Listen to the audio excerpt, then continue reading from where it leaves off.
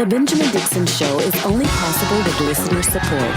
Go to www.patreon.com/The BPD Show.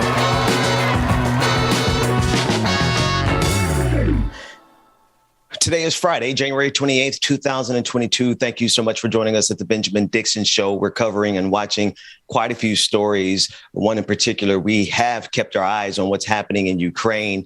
Starting next week, we'll be speaking with Brother Terrell Starr. He is a Black man who is living in Kiev at this moment. He is an international foreign policy expert. We've had a chance to speak with him on the show before. A good friend of mine who is dissecting very closely what's happening in Ukraine in terms of the buildup. We've been keeping our eye on it while we have not spoken about it on the show. We have been keeping an eye on all of the developments, and we wanted to get perspectives outside of what you get on the normal news. Because on the normal news, as I discussed with different friends and colleagues of mine in this media space, there is there's a short-sightedness that is happening in the news, but it is still most certainly one of the most important issues of our day that's happening right in front of us. So we're going to begin that conversation next week, and we'll be bringing on a couple of foreign policy experts to help expound and get a good grasp, firm understanding of what's happening in Ukraine as the attention of the world is turning towards the potential buildup to conflict. I am always, my natural inclination is to always genuflect towards or to lean rather towards peace at all costs. But there is a conflict brewing, and we have to understand the nature and the nuances of it. And that's why we're going to bring in a couple of experts beginning next week. This morning, I am, as always, joined by my brother from another mother, none other than Dr. Carl Mack. And Dr. Mack, I don't know how much you're watching that in the background.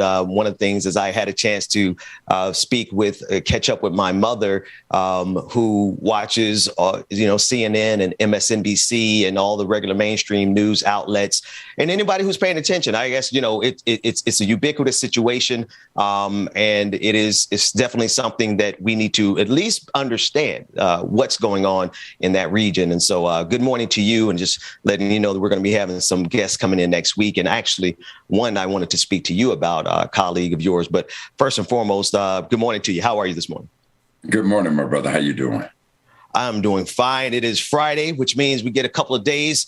I was going to say for myself, I get a couple of days for the weekend. But, living a life like it's golden, like you are, Dr. Mack, you get to pull up to 18th Street hole, or so what'd you call it? 17-hole Baptist? 18-hole Baptist. 18-hole Baptist. I hear that. So that said, my weekend is getting ready to begin, but I thank you for always stepping in the mornings and sharing your wisdom and insight with us. No doubt.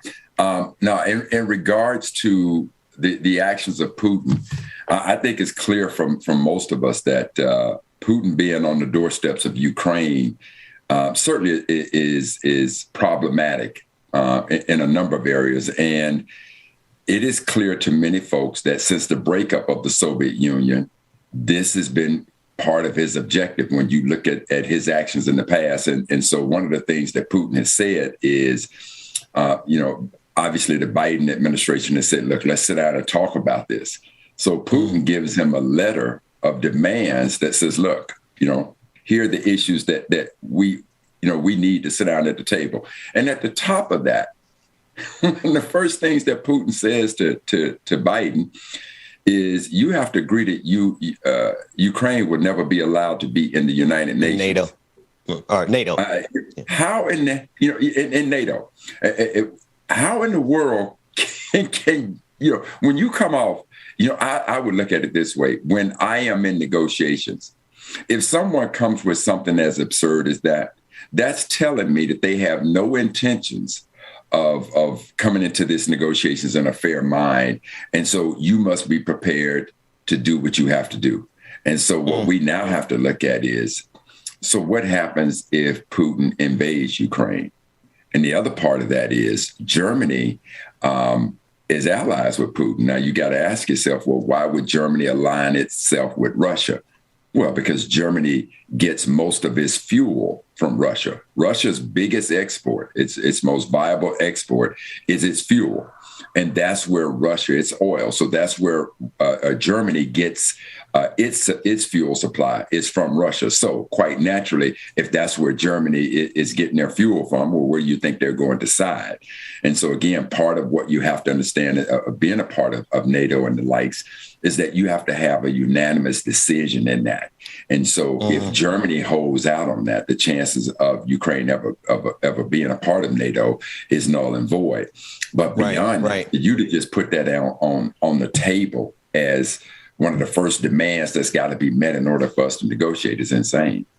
Well, and so there lies a wonderful conversation that we'll begin having next week. And speaking of the gas pipeline, I'm thinking of the Nord Stream 2 pipeline, which is at the core of a lot of the dissent that's happening. And dissent, I don't think even captures it. There's a buildup because of the oil pipeline, of the oil, period, like you said, along with the other geopolitical factors, including Russia's constant demand. They have had a really persistent demand that Ukraine never enter into NATO because of, well, Ukraine bordering directly with Russia. And of course, Russia being some of this I want to explore. I really want to unpack. I want to unpack all the sides of the conversation because there's another part of it.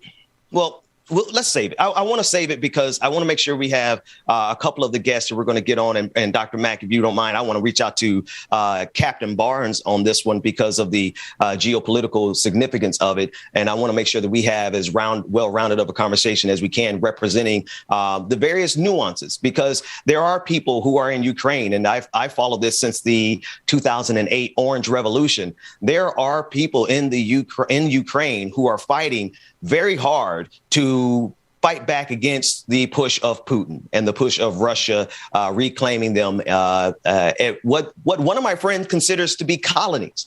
Terrell Starr, the one I was speaking to, I was listening to one of his podcasts on it and referring to the former colonies of the USSR. So there's a lot of nuances there. I want to make sure we have a fully fleshed out conversation because, it's not as easy for someone like me who looks at this and says, the United States, though, needs to stay out of it. That's my natural inclination. But simultaneously, I'm really fully aware of the people who are on the ground or the resistance that is on the ground who have been fighting for years. I mean, like for years against the Putin regime, the poisoning of one of the Democratic or rather one of the resistance party members there in Ukraine. I mean, this is a long-rooted, deep history of conflict between Ukraine and Russia. And I want to make sure we have a full conversation. So we'll pick that up. Brother Mac.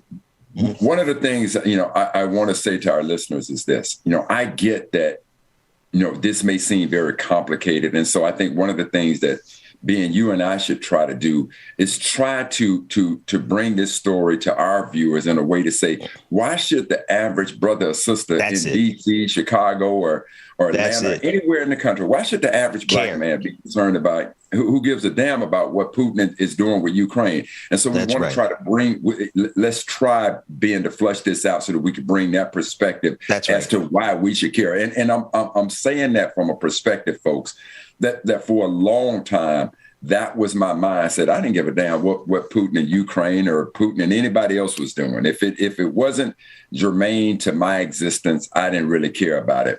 That's right. And so, let us try and flesh that out. So I'm simply saying that is that I too, there are times even today that mindset would come in on me, and I just have to look a little bit deeper to find out why is it that I need to be concerned with it.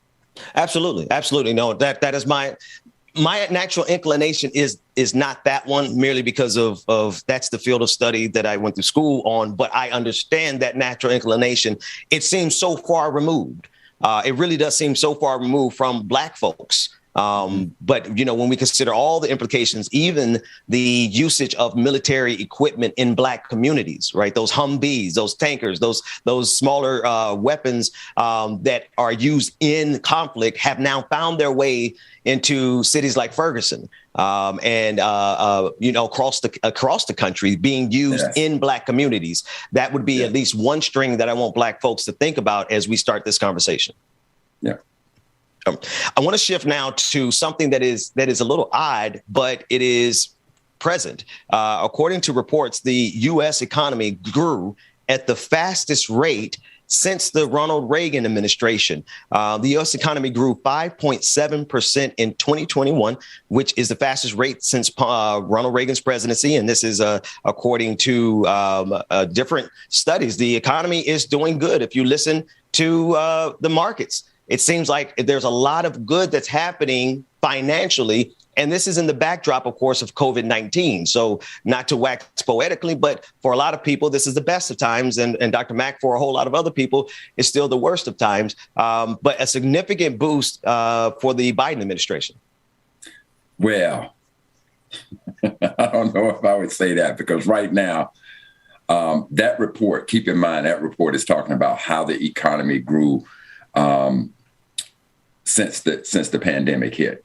And I will tell you that it was a learning curve of immense proportion for me to understand that. And I made investment moves based on a lack of understanding of this. And so I want to tell you exactly why the American economy grew during a pandemic. It doesn't make sense. I mean, if you think about it, Ben, if all of us think about it, when that pandemic hit, who was going to work? Who was going to work, Ben? Essential workers. The overwhelming majority of us were locked in. We were not going to work.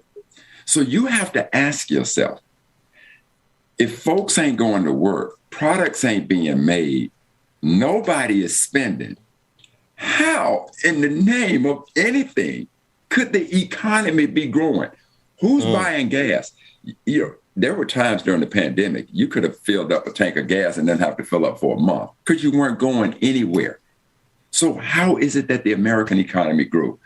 I'm going to tell you exactly how it grew. Because the federal government, the Federal Reserves, did what they call quantitative easing. They did a couple of things. One is, if you go buy a car, you got a certain interest rate that you got to pay. Now imagine if they take that interest rate down to zero. That makes it far more attractive. So that's the first thing they did. To all these corporations, they took the interest rate down to zero. Then what they did was they started injecting into the economy trillions and trillions of dollars. So when you were getting those stimulus checks, now these trillions of dollars was going to companies all over the place. But then there was also the PPP loans that came. There were the stimulus checks that came. So just imagine, they showed the lines. Folks were getting their stimulus checks. Next thing you know, we out buying the latest Jordans, the latest everything. People are spending. You were getting more money being at home with the stimulus check than if you were working. So think about that. That is how that injection of an unbelievable, I'm not going to call it an absurd amount, but an unbelievable amount of liquidity being money, was injected into the economy. Even though we were locked down, staying in place, the only people that were out there working were these essential workers, but the rest of us are at home. And in many cases, we were getting stimulus checks far greater than if we were out working. Interest rates down at zero. We created what I would call a utopia, a perfect community for businesses. And that is how the economy was growing at a time when nobody was working. The federal government injected all this money. The Federal Reserve started lending all this money. We took interest rates to zero. We gave those people who were not working monies to say, you're going to have more money at home than if you go work. And then, Lord knows, now we're hearing about these PPP loans and people who were taking those loans and now they're being held accountable for it. When you think about the amount of money that was artificially injected into our economy, that is why the economy grew during that time at a quicker rate than at any other time. I'm glad you broke it down like that because, you know, the way I started this, the best of times, the worst of times, because for a lot of folks who are sitting on the sideline who may not have any money that they are aware of, I mean, in the markets to benefit from this, I think it kind of goes right back to the conversation we just had. Like, Brother Mac, for people who don't have any money in the markets and they didn't see any of the benefit except for, you know, the stimulus check, the $1,600 check, and then whatever the checks, 45 cents or negative 45 sent out. why would a person who does not have retirement, who, these essential workers who went out and worked during the pandemic, we're sitting back and looking at all of this wealth that's accumulated. And if they don't have a part in it, they may not think that this is pertinent to them. Why should a person who may not currently have anything in the markets be concerned or be interested in what's happening? Well, because again, the easiest way, I mean, there are a lot of answers to it. And so at my core is this, you've heard me say many, many times before that I think that there are 4 components to a holistic education, which again, one of those components is training. That's what you get when you go to schools, colleges, universities, high schools, whatever. It's the training part. There's a spiritual component. You need to believe in something that's bigger than you. There's a cultural component. You need to be educated on who you are as a Black man, as a Black woman, Hispanic, whomever. You need to understand you from your cultural standpoint. And then the 4th component of a holistic education is the financial component. You need to understand what is going on in the world of money.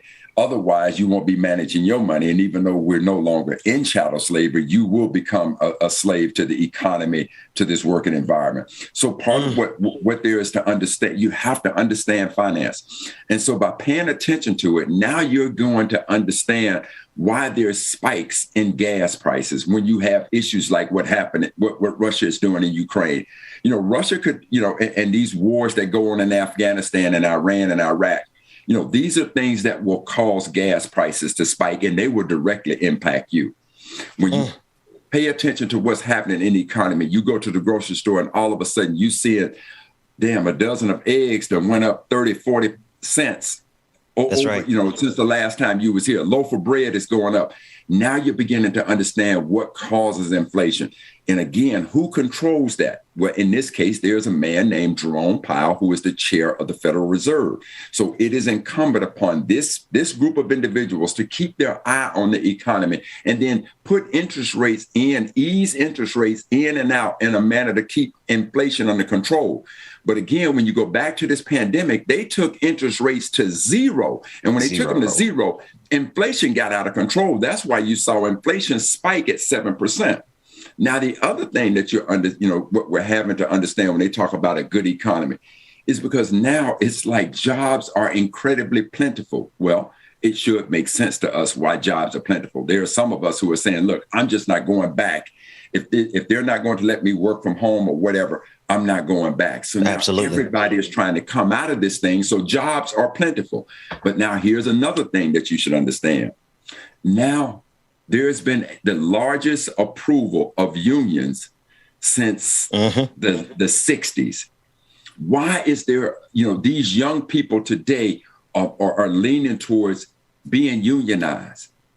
For the very things that we're talking about, because these corporations are making an incredible amount of money, yet they're paying very little in salaries. And so people are understanding, wait a minute, there was a time when the unions, we could form together and unionize, and we can union and lobby for better wages. So now you're seeing that as these corporations, if you sit back and you listen to the fact that Elon Musk or Jeff Bezos or Zuckerberg, billions and billions and billions and billions of dollars. I mean, this is an inordinate amount of money that, damn it, no one individual, it just doesn't make sense that they're going to have this much wealth. And you're the ones that's making, the workers are the ones that's making that happen, and you're paying them pittance. So now these workers are beginning to say, the hell with that program. We're going to form unions and we're going to come in for better wages. So why should you pay attention to what's happening on Wall Street?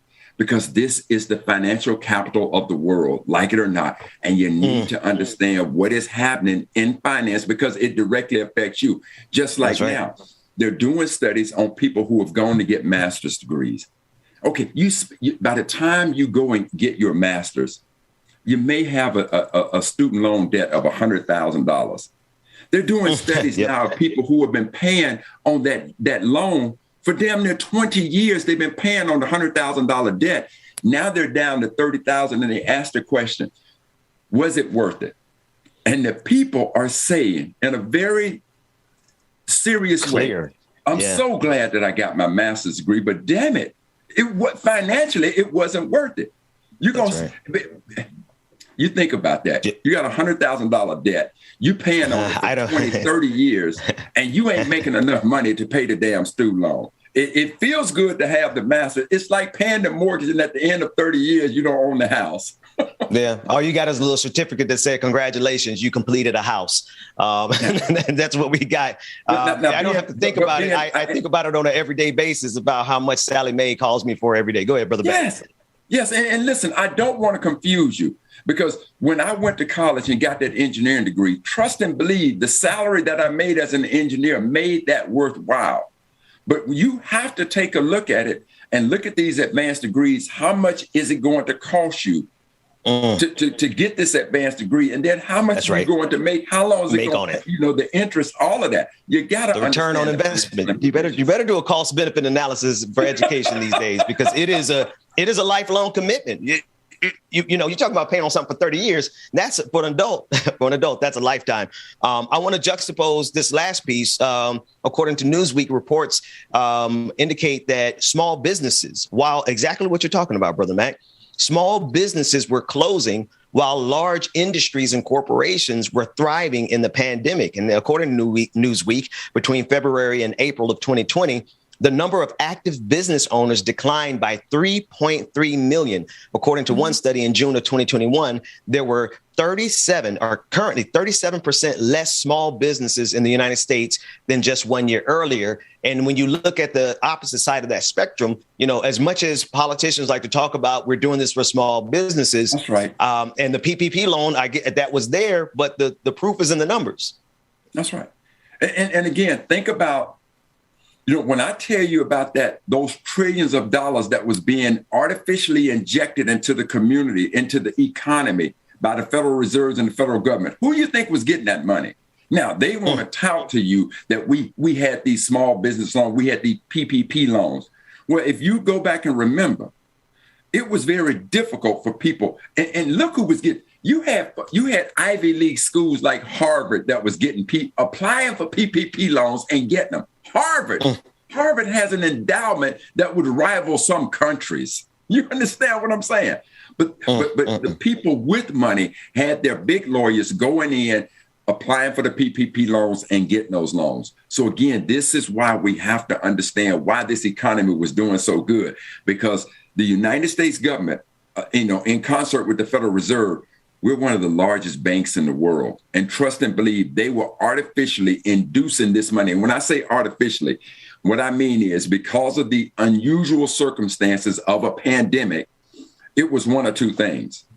You either going to sit back and let this economy collapse. And when I tell you what happened, I'm not saying that I don't agree with what the Federal Reserves did, because trust and believe, none of us lived through the Great Depression of 1929 when they had soup lines and folks had lost everything. Trust and believe, if we didn't have those economic minds doing something to keep this economy rolling, and that pandemic hit, we would have saw times that would be unimaginable. This infusion of cash that they did to keep things going, the stimulus packages, the PPP loans, these are all part of why it's kind of good to be in America, because they did these things, but there are consequences to it. And keeping those interest rates down at zero for so long is part of what allowed inflation to get out of control. Go ahead, Ben. Well, the other consequences to it is this is my question, or at least my observation, is that while all that money, the quantitative easing dollars were flooding the economy to the point of where now the opposite side is being argued, like you said, inflation. Everyone's talking about inflation. The majority, the lion's share of that money did not go to the individual worker, the essential worker, the people who, for an economy that is 75% consumer driven, according to most studies, this is an overwhelmingly consumer driven economy. They sure could have put a lot more of that money in the hands of consumers and still gotten a good result, because as you said, when that stimulus package hit, Americans went out and spent. So wouldn't it make sense for all this money that's going around? Why aren't they writing more stimulus checks directly into the hands of people who, one, need them, who, two, could have sheltered in place if they didn't have to go out and, drive a bus or drive Uber to make a living. And three, well, we'll just start with those two. Like here's a situation. There's money, but it's not getting to the people who need it the most, not at the levels that they need it. Yeah, let me make sure that, let me try to give us all an example that we can relate to as to what you're speaking. There was go back and look at the amount of money that was given to the airline industry, right? Under these PPP loans, the airline industry had to agree that if they took these incredible bailouts, if they took this money, that they would have to guarantee the employment of all of their people for a certain period of time. The airlines took this money. And when they took this money, that's when you heard Elizabeth Warren and Bernie Sanders and others saying, the last time we had a situation like this, case in point, the subprime mortgage, when they was giving loans to anybody to buy any house you wanted to. You could be making $30,000 a year and they're giving you loans to buy a $800,000 home. It was wild like that back then. Okay, so when the subprime mortgage, when the house of cards fell apart, and now you heard the term too big to fail, now they decided, let's give the big corporations, let's bail them out again. And when they gave them the bailout money that was supposed to save them, what the companies did was they gave their CEOs huge bonuses. They started doing stock buyback to protect their investors. They did everything criminal, greedy, and I'm not going to call it criminal, but they did everything that would embody greed that you could do. So now when these loans came out, that's where you heard Elizabeth Warren and Bernie Sanders and others saying, don't take this money and start giving yourself big bonuses. All the executives, the CEOs, giving yourself big bonuses. Don't use the money to start buying back stock so that it makes your stock prices go up and your investors happy. Do the right thing to save your companies so that we can keep our economy going. Make sure and guarantee that these workers are still going to be employed. So there was a time frame that they had on these. And as soon as that time frame elapsed, all of the airlines started talking about layoffs and doing the likes. Did they give bonuses? Trust and believe. Go back, and here's my problem with situations like that. America wants to say it's capitalism when they make their money. The big companies say, hey, we took the risk, we made the money, we ought to enjoy the lion's share. But when their asses get in trouble, they now forget about capitalism and they want to embrace socialism. Oh, yeah. They want to enjoy the profits when they make them. But when the debt comes, they want us, society, to pay their debt. That is my problem. Right. Don't enjoy the lion's share and call it capitalism and then want to embrace for your debt, me to pay it off and then call it socialism. It's something I heard. I used to love Randy Rhodes, radio host, and she just always say it like this. They want to capitalize the profits and socialize the losses. And I think that is probably the clearest way of understanding. Correct. Yeah, of what's happening around us. Brother Mac, we're going to take a quick break. When we come back, we're going to discuss a little bit further what's happening in the federal charges of the three other officers who were present in the killing of George Floyd. We'll be discussing that with Georgia Ford. DJ Exclusive is in the house. He's going to take us to a break. And then at 9 o'clock, we'll be joined by Queen Azor for Like It or Not. More on the Benjamin Dixon Morning Show coming up right after this.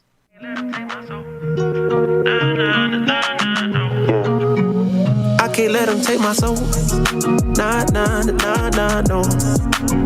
Oh, I can't let them take my soul. Nah, nah, nah, nah, no. See, we was cool right before it hit the fence, but it hit the fan when I got him down at the bench. But I took a break, I had to leave and go get cleansed. God forgive me for all my sins. I can't say these cause my last name ain't Kent. Cooking on the stove, that's the way he paid the rent. Working on the pole, that's the way she paid tuition. Better watch your soul, cause you know they trying to get it. Yeah. I learned my right from wrong on a song. I let my heart bleed on my sleeve through microphones. I'm trying to right my wrongs by writing out my wrongs. Ran through a check, cause it's hard to live off bread alone. So if you see me slipping, good morning, everybody. Let me know. Y'all know who it is. You know the voice. You know the sound. Yeah, I need my space to breathe. That's why I be going DJ Exclusive is I ain't trying to stay up on that wide road, cause I can't let them take my soul. Nah, nah, nah, nah, no. Oh, I can't let them take my soul. Nah, nah, nah, nah, no. Welcome, y'all. Come on in, grab your coffee, your tea, whatever it is you need. Good morning, started, y'all. I can't let them take my soul. Good morning, everybody. Nah, no. They thinking I'm bluffing, but I promise I do it. That K got a drum, like murder and booming. We sending you vert, if I get my little Uzi. They thinking I'm crazy, I'm gon' see you to hate this. People I'm saying, get what I'm painting. The picture big, I call it little baby. If I'm on the board, then we playing chess. If you on my way, you y'all make sure y'all say too. Good morning, everybody. Good morning, mama and daddy. My 45 Debsy, what's going on, brother? That's Dallas, Texas. My little partner called her body for a Maserati. He told him get up out the car, hit him with the shotty. That 12 gauge, gave him life in the 12th grade. I tried to write it, but Wilson, first time listening to the Benjamin Dixon Show live. Hello, chat room. Good morning, Michael, and welcome. These demons really out to get you, so you better guard your post. Crazy, but we cool. Things I could probably let go, but I can't let them take my soul. News and shenanigans. Good morning. Shout out, brother Chuck Diesel. Good morning. Oh, I can't let them take my soul. No. I can't let them take my soul. No. Oh, I can't let them take my soul. Brother Luke Kane. Lily, good morning. Melanie Dennis, I can't let them take my soul.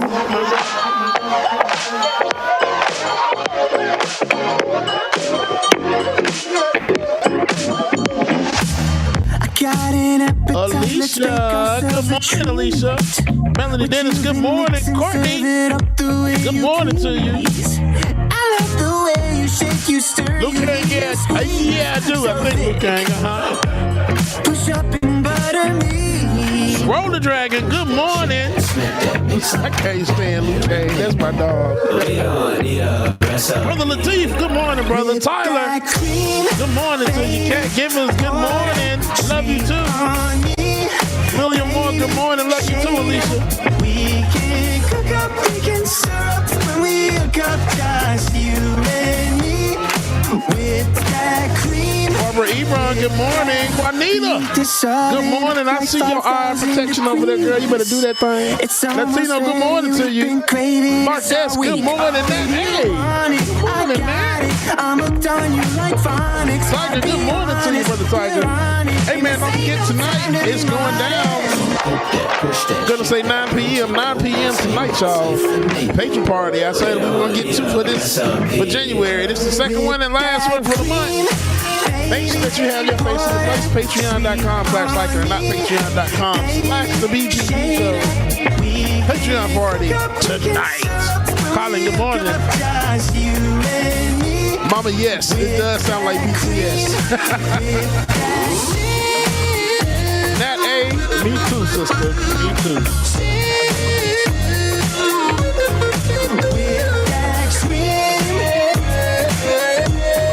Infinite Content, good morning. The Big Piece, good morning to Cream and that sweet on me. We can cook up, we can stir up when we hook up, just you and me. With that cream,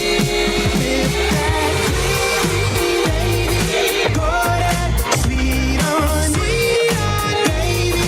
Shade it, we can cook up, we can stir up when we hook up, just you and me. With that cream, the team, good morning.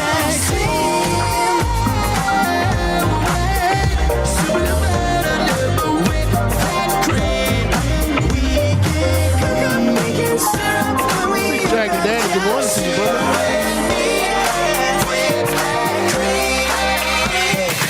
You can't break my focus.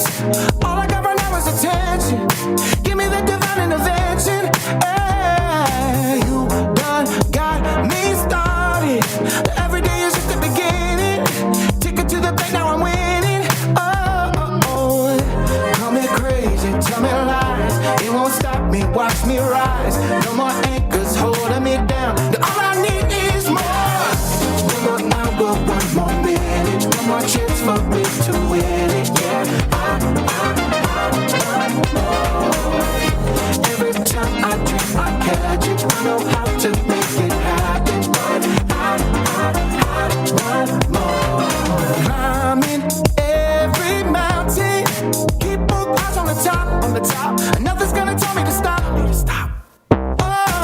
push me through the fire. All I'm gonna feel is the heat.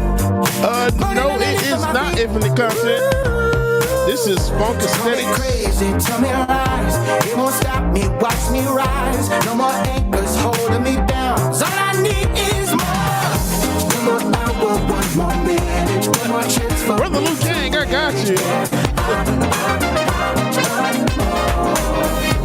Every time I dream, I catch it. I know how to make it happen.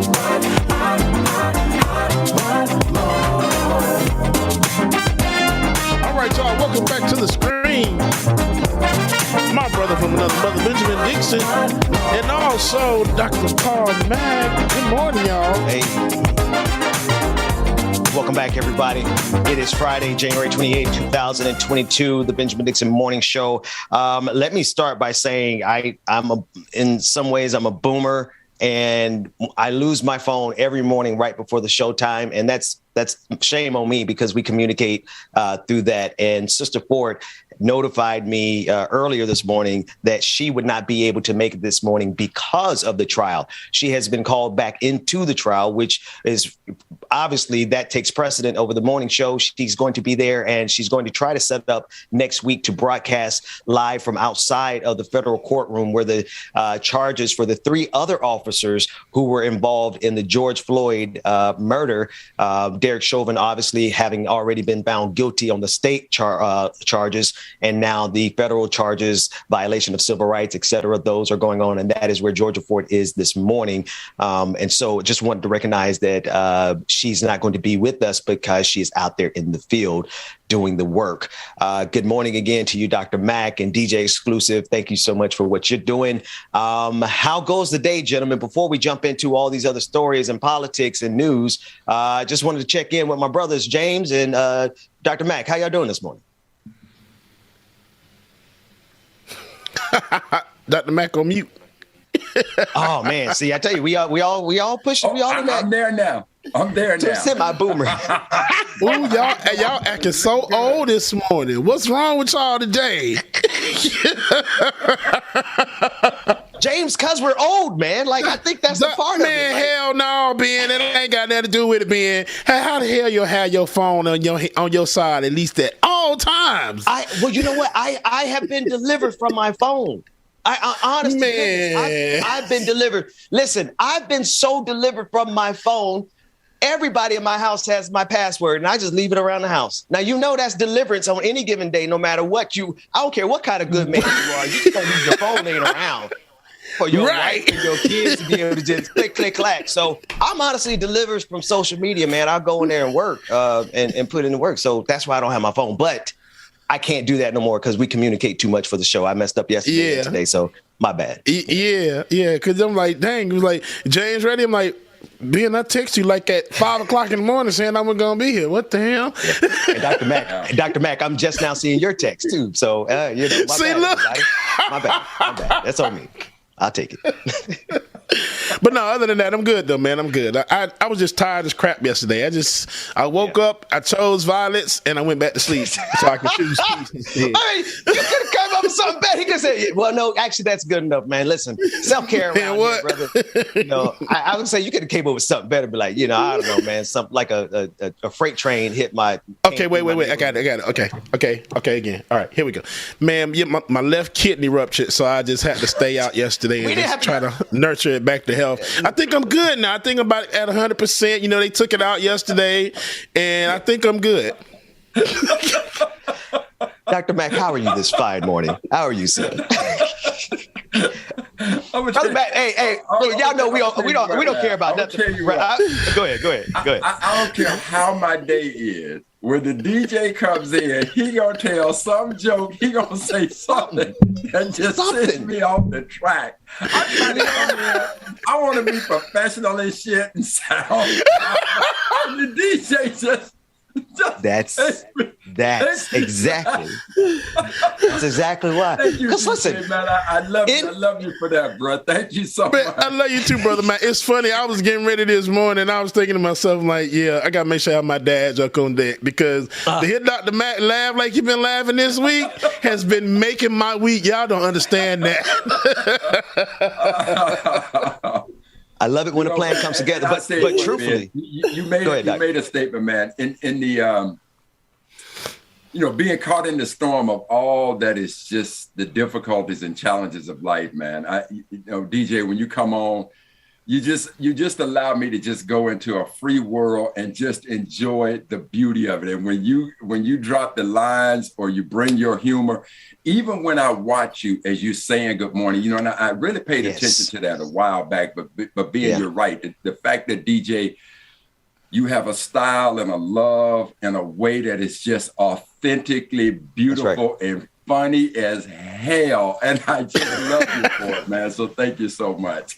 Listen, anytime, brother Mac. Thank you, sir. I appreciate that. No, y'all can't sit around here and get sentimental around a guy like me. I know, like I'm kind of psychotic with sentiment because honestly, damn it, James and the patrons held the ship together while I was adrift. Let's just say that. And so we're going to have another patron party tonight. I know we had one last week, but as a way of thanking the patrons and you, DJ Exclusive, we're going to have another patron party tonight. What say ye? Hey, I'm with that. Yes, indeed. Send me the link, and I want to be sure. I haven't come to a patrons party yet. I need to do that. Let's make it happen. Come on, Dr. Let's Mac. make it happen. Mama Gwen gonna be there. Oh God. I'm all up in there. Wait a minute. Wait.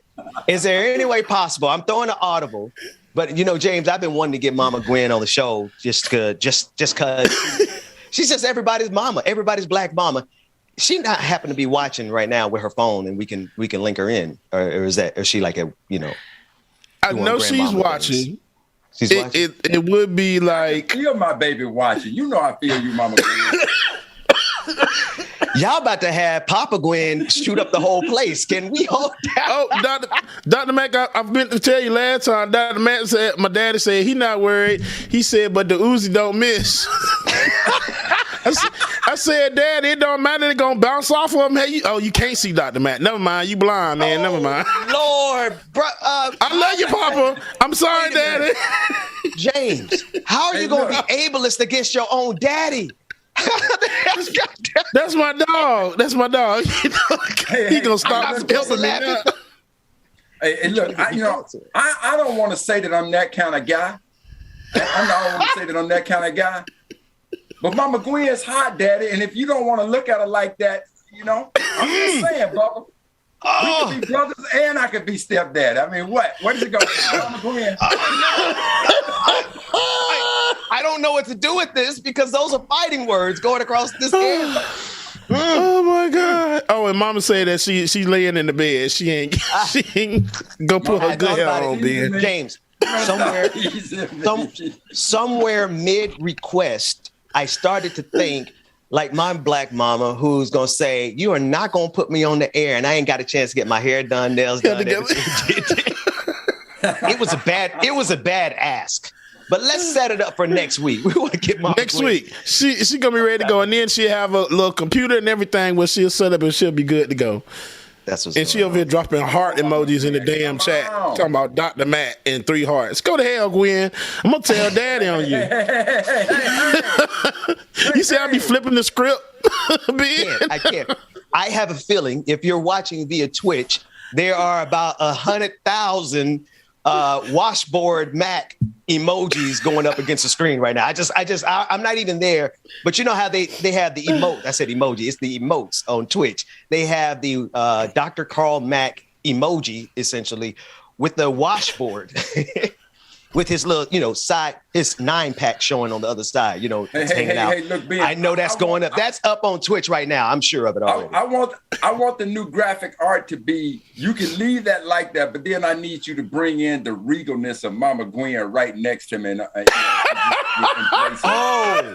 Something like they will. Right next to me. Queen Gwen and her humble, her first adjutant. I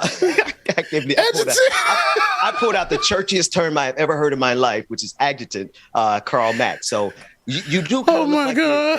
Emoji does look like you're a servant, and so you have to properly serve. I don't see you serving anybody else but somebody of the regalness and the caliber of Mama Gwen. Oh no! In a red dress. don't get it twisted. When you say you don't see me serving nobody else, I can understand your vision. But player, you better put in that vision, Mama Gwen, and the script changes. I'm on my knees for Mama Gwen, whatever Mama wants, Mama gets. All right, that's enough. All right. I need to call my brothers and sisters and tell them he might have a new dad. Let me stop. James, that joke works on multiple levels for you, bro.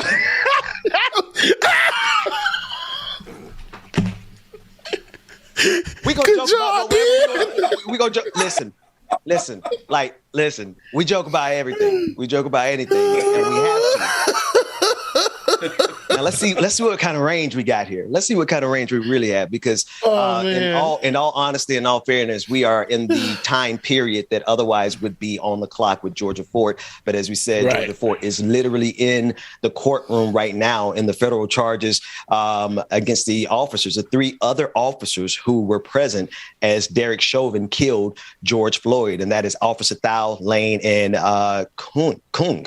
I'm not sure. Somebody can give me the pronunciation of that last name. She's in the courtroom right now bearing witness, is a phrase that I borrowed from our friend Cliff Albright at Black Voters Matters. She's bearing witness to the levers of justice. Dr. Mack, in the last segment, you said something that hit me. You said, you better know what's going on in Wall Street, because Wall Street is the financial center of the entire planet. Similarly, you better understand the levers of justice from every aspect, from the time a police officer pulls you over to the time we get justice, all in between. We need to not only understand it, but we need to be there present, understanding and bearing witness, rather, to what's going on. So salute to Sister Georgia Fort as she does exactly that in that federal case against those officers. You know, Ben, and I could not agree more. You know, first and foremost, I just want to thank Sister Fort for her body of work and covering these types of cases. But just like now, if you're looking at the screen and you see this artist representation of the judge, I can tell you, man, I forever have wondered, why is it that certain cases they allowed the cameras in and certain cases they would not? That's right. And because of a sister like Georgia to be able to bring her expertise and perspective to us and explain to us the way that these proceedings are, what takes place in these proceedings, I think we're all so very, very grateful. And I tell you, upon her return, anybody that wants to have a firsthand account of the witness that by which she was a part of, to bring us insight from our perspective, not from anybody else's. I so look forward to her returning. And I can tell you, I just want to sit quiet, but I imagine I'm going to have like 1,000 questions I want to ask her. Yeah. I'm so looking forward. And some of those questions you already posed, explaining, she was able to go into great detail why we were able to watch the court case for Derek Chauvin, the state level case, and the difference being that on the federal level, it is a standard practice to not allow cameras in the courtroom, which is exactly why we are able to see the artist rendition, but no actual footage.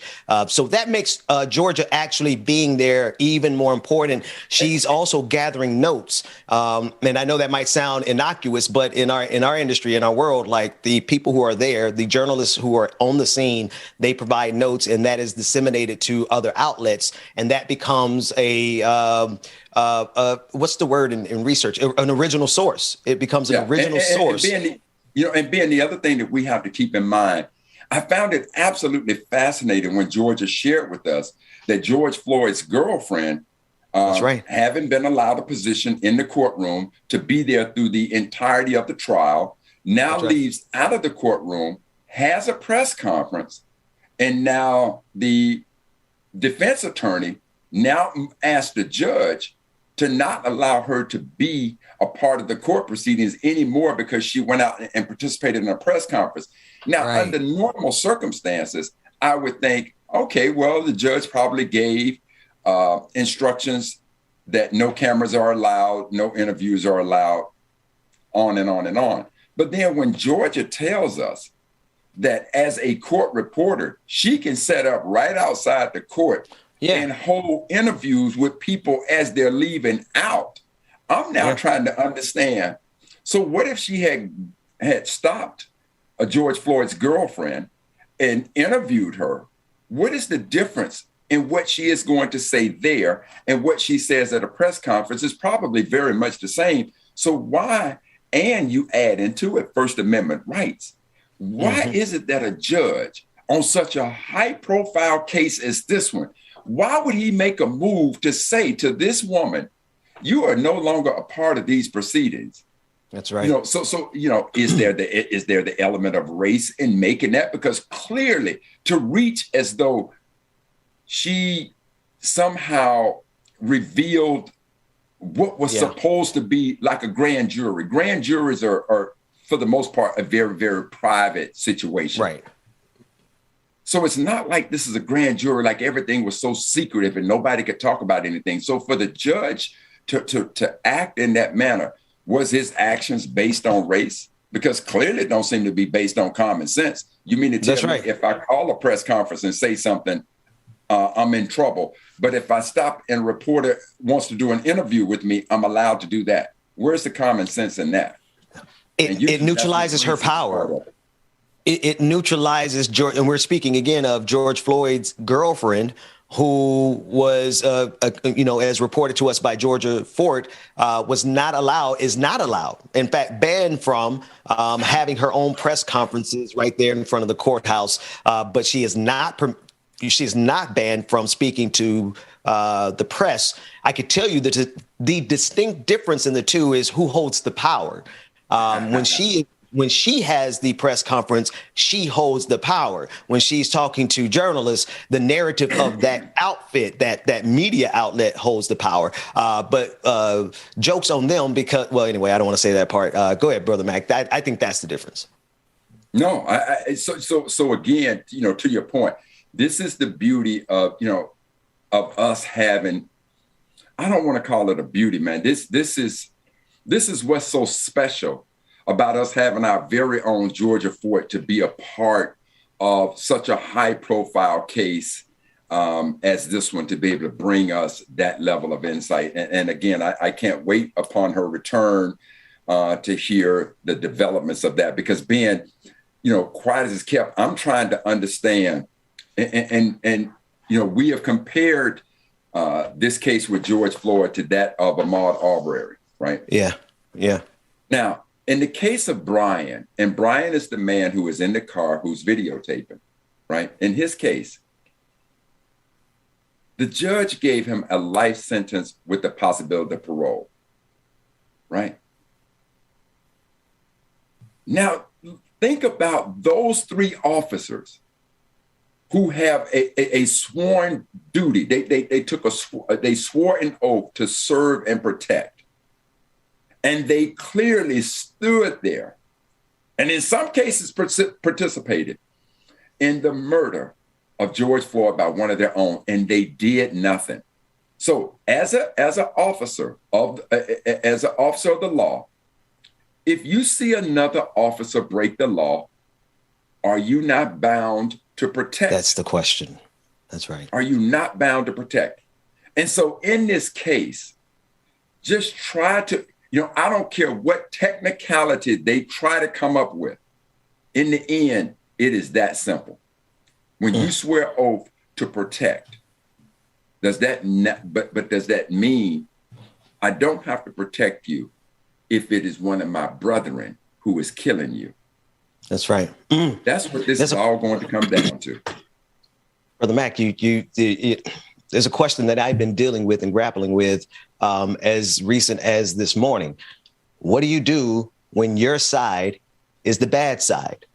How do you respond to when what is happening in front of you is evidence that you're on the wrong side of something? Well, these three officers looked at Derek Chauvin crush the life out of George Floyd. Y'all want to know why we laugh so much? Because, well, we had to see that video, right? I avoided that video as long as I could. But when you see, can you imagine the difference between how you felt watching the video safely from the distance of social media versus being three human beings, officers, sitting there watching the life of George Floyd sucked out of him and do nothing? Your side was the bad side. What do you do when you're the bad guy? And Ben, let's go to this. there's not one of us as viewers who have been in a gathering amongst either family or friends and some shit pops off. And when it pops off, do we sit back and allow it to escalate, or do we intervene and try to separate? We intervene and try and separate. In this case, George Floyd is laying on this concrete. Chauvin's knee is on his neck, restricting, I cannot breathe. And these three individuals. So I want you to imagine that if you are at a family gathering and two of the aunts decide to go at it, two of the uncles, let me say two of the aunts. Because if it's two uncles. Because it's the uncles, you got a problem. I might have to sit back and let them go at it. Yeah, not well. And see, this is why we hold our tongue a lot. I just want to say for the record, I'm following you word for word, Brother Mac. This is a reason as Black men, we do hold our tongues a whole lot, because once we say the truth, there's a collision in doing. Right. And I'd be damned with that. I ain't holding that's the beauty about being an old Black man who is retired. You ain't got to worry about shit. You can say whatever the hell you want. I don't give a damn. Ain't shit you can do to me. Well, I still have to check in with a couple people. Like she out there, I got to check in with. I would tell you this. My mama still got a little pull in my life. I got to check in. But I would tell you this. There are people who knew me when I was a younger man in that world, and they would have told you then. Shit, he didn't care then either, right? They ain't trying to fight. Ain't trying to pull up. But listen, if two uncles about to fight, I need one of them to, I need, the only way that's going to de-escalate is one of them shut up and walk away. Because that's why I want you to use the two aunties. Because maybe there's some sensibility between the two aunties. But I digress. So clearly, if you're sitting at that family situation, you know that there is going to be an intervention.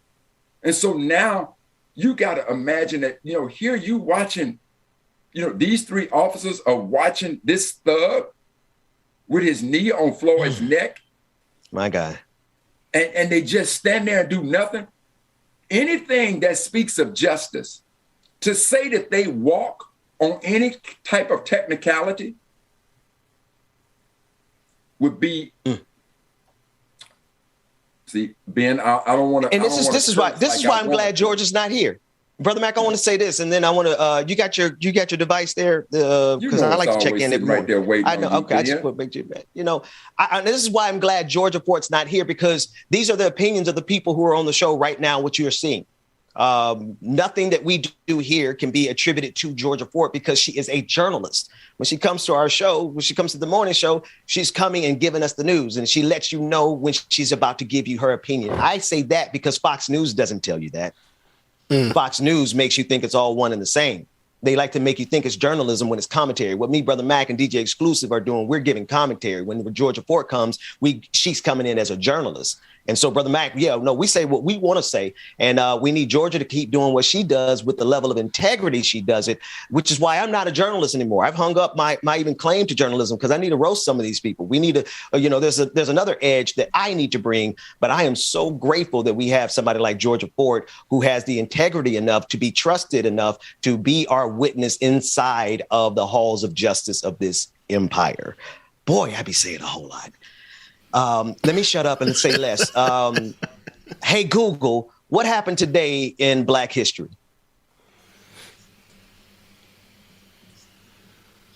Oh, she didn't hear me. Let me turn my volume. All right, let me help her out. Yeah, you do Google, it for me. What happened on this day in Black history? I don't know, Ben. She might be, she might be. Are the servers, YouTube? Can y'all, somebody check in on the servers? Was the most published Black woman writer of her time.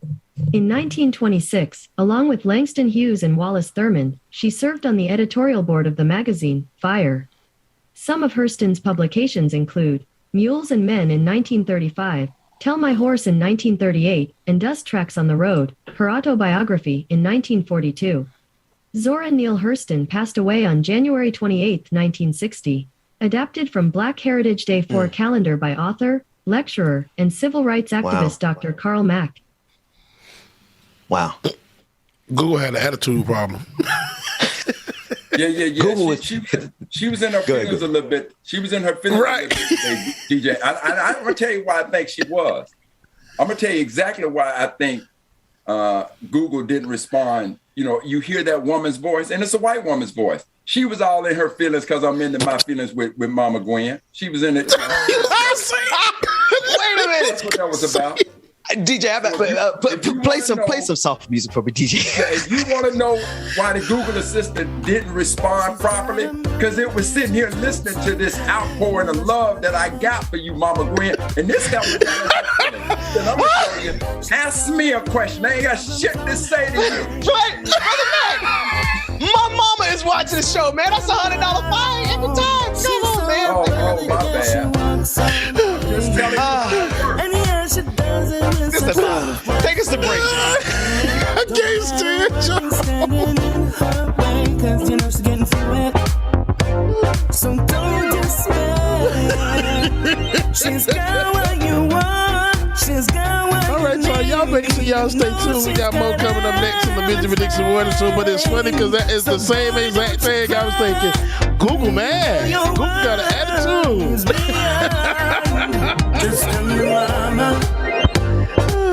Shout out MXB. This song has been on my mind for the longest. And don't forget, tonight it's going down. Tonight it's going down. Patreon party tonight. Patron party tonight. 9 p.m. Make sure that y'all have y'all face in the place. Happy Friday, everybody. And if you wanna be a knight, you better prove your loyalty. You better listen to me. She's got what you want. She's got what you need. You know she's got everything. So boy, don't you cry. Leave all your worries behind. Just come to mama. Come on. Just come to mama. Hey, stand them in this chat room. Laura Estrada, good morning to you. Chat room is going crazy over this song. Dr. Mac, I guess it's song for you. They talking about come to mama.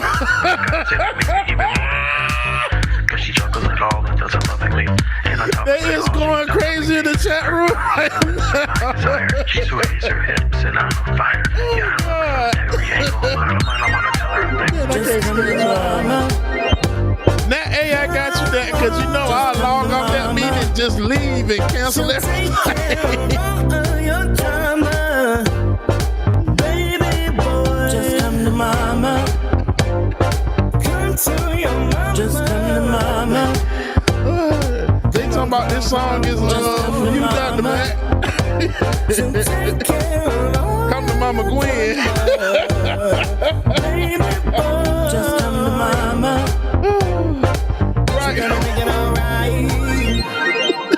Okay, it is.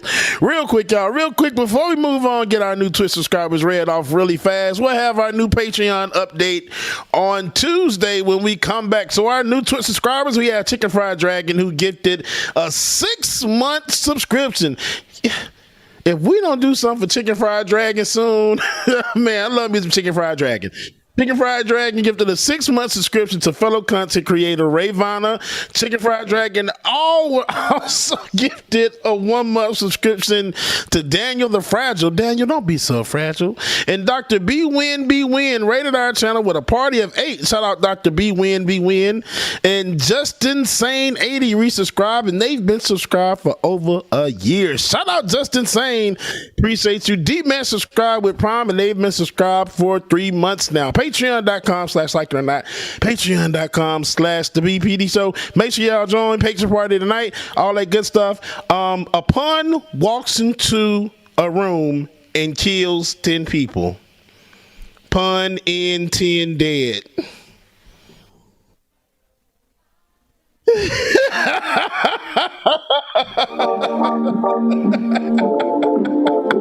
Pun intended.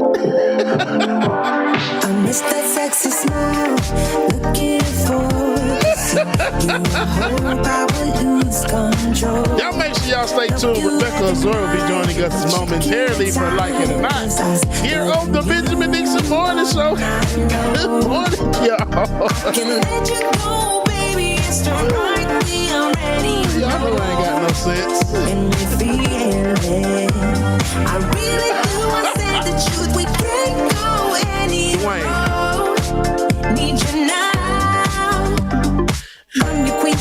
keep right now. It's a kingdom, let's play it how you like. Doesn't make you Hey, feel Dwayne. you wanna change. Hey, good morning, Miss Sophia. Hey, Dwayne. I'm developing a new fragrance for introverts. That's right. I'm developing a new fragrance, men's cologne. It's called Leave Me the Fuck Cologne. You, I hope I won't lose control. Love you every night, but checking the time. Just us loving you all night long. Can't let you go, baby. It's time right me already know. Amber, good morning to you. B, good morning, B. You just missed your song. Apparently, it's a bop, B. It is.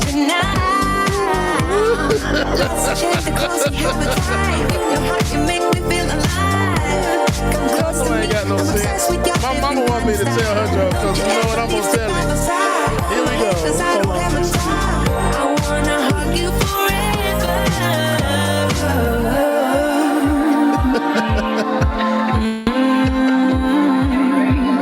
Dr. Mac, this joke's for you. My mama said I had a girlfriend once. She was cross-eyed.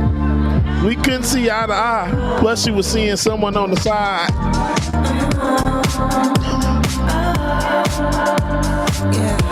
I miss that sexy smile. Looking forward to see you. I hope I will lose control. Love you every night, checking the time. 'Cause I'm loving you all night long. I miss that sexy smile. Looking forward to see you. Okay. I hope I will lose control. Okay, Percy. Dr. Mac, hell no. Y'all welcome back to the screen, Benjamin Dixon and Dr. Mac. Listen, man. Listen. I'm offended by that last joke, man, because if I look, it takes a... Why do y'all think I look away from the camera so much? If I look too hard, my eyes get a little bit out of control, bro. So it was funny, but I'm offended there, Doc. That kind of... I feel attacked. Where your glasses at, Ben? I don't even know. They kind of got lost in the move. I got to give me a whole new pair of frames. Now I'm I can't even. Now I'm self-conscious. Can't even look at the camera. Man, we can never tell. Now everybody gonna be looking at it because I ain't never seen you look cross-eyed. Because if you say it now, I'm gonna be looking at you. Now I can't look at the camera. Anyway, Dr. Mac. Everybody in the chat room was going out. Everybody in the chat room was losing their absolute mind over that first song that DJ Exclusive played, "Come to Mama." I didn't even put it together, but the audience always does. "Come to Mama Gwen." Listen, this is a G-rated show. Like this, well, I guess it's not G-rated. Let me stop lying. PG-13. So listen. At least keep it PG-13. Look, I get it, but look, let's just follow the dominoes, right? We start the show off. As we always do, we love Mama Gwen, so we talk about it. Now, look, I'm not going to be in denial about there's a viral love affair between Mama Gwen and I. We got some. I ain't never laid eyes on her, but we in each other like that. Now, we expressed that, and the whole time we were talking about it, we all know that Siri, Alexa, and the Google Assistant, we know that they all listening. So the Google Assistant, they are all listening. That's a fact. Is the voice of a white woman. She was listening to this black love affair between Mama Gwen and I. Now, any other time that we want to ask her a question, she's quick to answer. Okay, Carl, I'm about to answer you. Right? You want to know what happened in Black History? I'm here, Carl. Let me tell you, Carl. But this morning, when she hears what's going on between Mama Gwen, she was like, "Oh man." Look, Dr. Mac, right? Wait a minute. She had a whole ass attitude. There's some patriarchal misogyny going on in here too. My God. Ben, the assistant was all in her feelings. And I had to recognize. So at the break, I had to unplug her for a minute. She told me, "Carl, you're pulling my cord." I said, "You damn right I'm pulling your cord. You can't be in public like that and be acting like that because there's that black love. You know your place in this relationship." I had to get her right. I unplugged her, Ben. I unplugged her. She right now. Mama Gwen, let there be no doubt about where your place is in this relationship, okay? And key point that you all may have missed.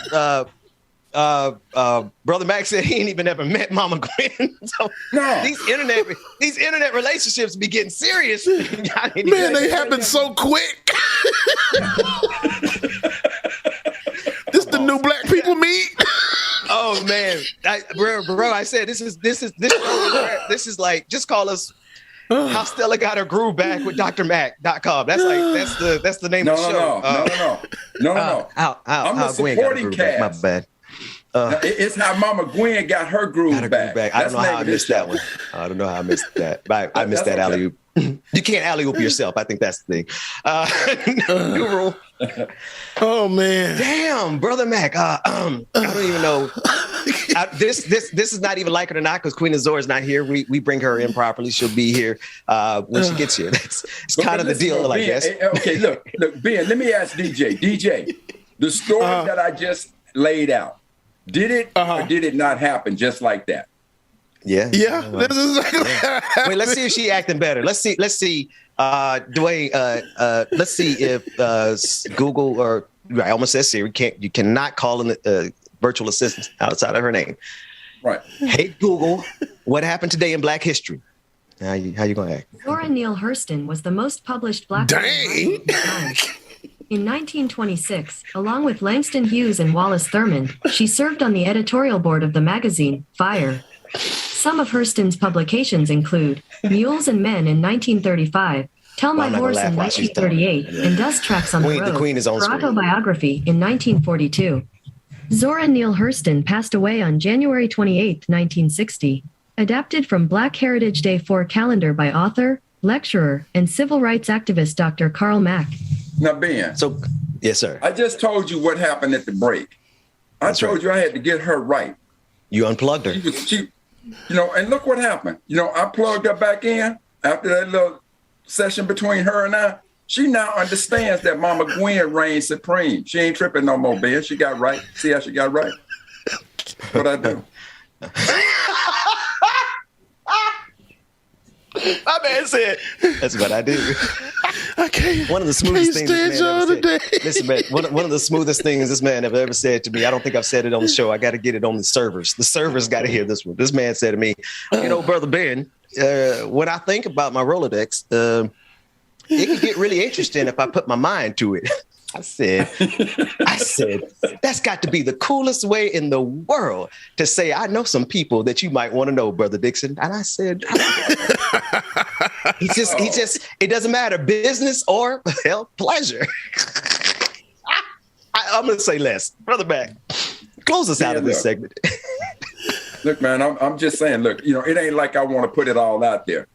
But I want to be clear. I want to be clear. Mama Gwen, this virtual love affair that we got my hands. She ain't going to come in. This little assistant thing, she ain't going to come in the middle of that, Mama Gwen. I'm going to put it out there on Front Street. The thing is, we got to talk to that assistant. We don't have to talk with me. We could obviously. No, trust and believe, man. Trust and believe. We do need that assistant to be, ready every day. We appreciate Ben. See, that's what I'm saying. Oh man. Ben, that's what I'm saying. What's between me and that assistant is zebra. It's black and white. Mama Gwen and I, that's that black pearl love. We ain't got to be begging the zebra for nothing. When I need her to get right, she either gets right or I unplug her and replace her. My hands. I told her to the right, or I replace you at the drop of a hat. It don't matter. One assistant, two assistants, three assistants. 3 assistants, 4. You don't get right, we run you up out of this mug. That's what we do. I have nowhere to go. Mama Gwen. After this, I think maybe this next story is come on, Ben, bring us a story. I'm professional, Brother Mac, but you outdid me this time. Dwayne, he was trying to find a juxtaposition. He failed. I got nothing. Dwayne, do you have something? I'm calling for help here, David. But we got everybody quiet. You got Kanye West. I could jump all the way to Kanye West. He's revealing his release date. No, I'm not a fan. But Ben, let me say this, Ben. Let me say this to you and to our listeners. I want to say this. So yesterday, it dawned on me that for one of the few times that we do the Black History message, that we really ever told you all how to get the calendar. And so being yesterday. Oh, wow. You're right, Dr. Mac. When you said, hey, Doc, tell us how anybody who wants the calendar can get the calendar. So when we did that yesterday, I mean, as soon as the show ended, our viewers started ordering the calendar. And I knew that they had to be coming from our show because any other time, it just doesn't happen like that. So I really want to say to those of you out there who have ordered the calendars, I got them out. They're en route to you right now. I want to thank you so much for your support. But more importantly, I want to thank you for taking the time to want to learn something beautiful about who we are as a people. So again, for those who are interested in the calendar, go to www.blackheritagedays.com. The price of the calendar, $19.99, free shipping. But so Ben, I want to thank you so much. I want to thank all of our viewers for the orders. And I hope you enjoy the calendar. And if anybody has a problem with the calendar of any sort, please do not hesitate to reach out to me. I promise you I will make it right. Yes. That's just what we do. We fulfill our orders and provide excellent customer support. True that. With integrity. I will say less before my attorneys start calling me. I do want to ask you, Brother Mac, because I looked at history today. Zora Neale Hurston. I first learned about her at Bethune-Cookman, by the way. I didn't get the education of Zora Neale Hurston in my high school. I probably could have. I was a bad student. But by the time I got to Bethune-Cookman, they set us down and taught us about her legacy and her work. I thought it was kind of serendipitous for it to fall on the very moment we were talking about Georgia Fort. Now, she would hate that we're drawing even a comparison, but I dare to draw a comparison with people in history, with people who are doing real stuff today. Like I do see Sister Fort out there as a pioneer, cutting directly through the system, right? Cutting directly through the justice system. So I thought it was kind of apropos that on today, your calendar, and I'm be honest with you, Dr. Mack, I'm able to teach my kids using, homeschool, using the calendar as our starting point, because it's like every single day it is relevant to what's going on around us. And it's right there, but Ben, so let me say this. The comparison with Georgia Fort to an icon in history, for me, it wouldn't be Zora. That's right. It would truly be Ida B. Wells, because what you have to imagine is that what Ida B. Wells was so famed for was the fact that she was bringing insight to another atrocity that was happening to Black men, and that is lynchings, right? That's right. And so that's perfect. That's exactly one-to-one almost. My God. There. That was what was prominent there. And if anybody could speak on lynching, it was Ida B. Wells. Today, if there's anybody that can speak on the issue of police brutality and has covered it, it is our very own Georgia Fort. So that's the reason why I draw a very strong comparison between Georgia Fort and Ida B. Wells, and rightfully so. What date could we find Ida B. Wells on Google Assistant, since she's acting right for you now? I'd love to, if she's acting, because you gotta maintain the relationship. Okay, here we go. Oh, she's gonna get right. She's gonna be right. Jesus Christ, this is such a misogynistic show now. Oh my God, what happened? Just all of a sudden, like the patriarchy just came in like the Benjamin Dixon Morning Show. What the hell? Go for it, brother. Man. Hey Google, what happened on July 16th in Black history? Ida Bell Wells was born July 16, 1864 in Mississippi. Despite losing her parents at a young age and having to raise her younger siblings, she successfully graduated college and began teaching. During this time, she became very outspoken about the injustices towards Black people, and eventually went on to become part owner and editor of the Memphis newspaper, Free Speech, which she used to shed light on inequality. Wells was also a founding member of the NAACP, and on February 1, 1990, the U.S. Postal Service paid tribute to her by commissioning a stamp in her honor. Adapted from Black Heritage Day 4 calendar by author, lecturer, and civil rights activist Dr. Karl Mack. I can't stress enough how powerful that tool has been really in my family. Brother Mac. Right. Now, and I also want to remind people that what you hear on the assistant is just a snippet versus what's in the calendar. Right. That's right. And so yes. Part of some of my challenges as we were developing this is that the people who were now going inside my calendar and creating the snippets are folks that didn't look like us, didn't understand our culture. So some of the stuff they were picking out, I found, quite frankly, sometimes I found it offensive. And so I had to stop them in their tracks and say, look, we can cancel this contract before I let you put some of this nonsense out here. So we're going to stop. And so I literally went back and rewrote almost 6 or 7, 8 months worth of the snippets. And it's a sizable contract that I entered into with Google, right?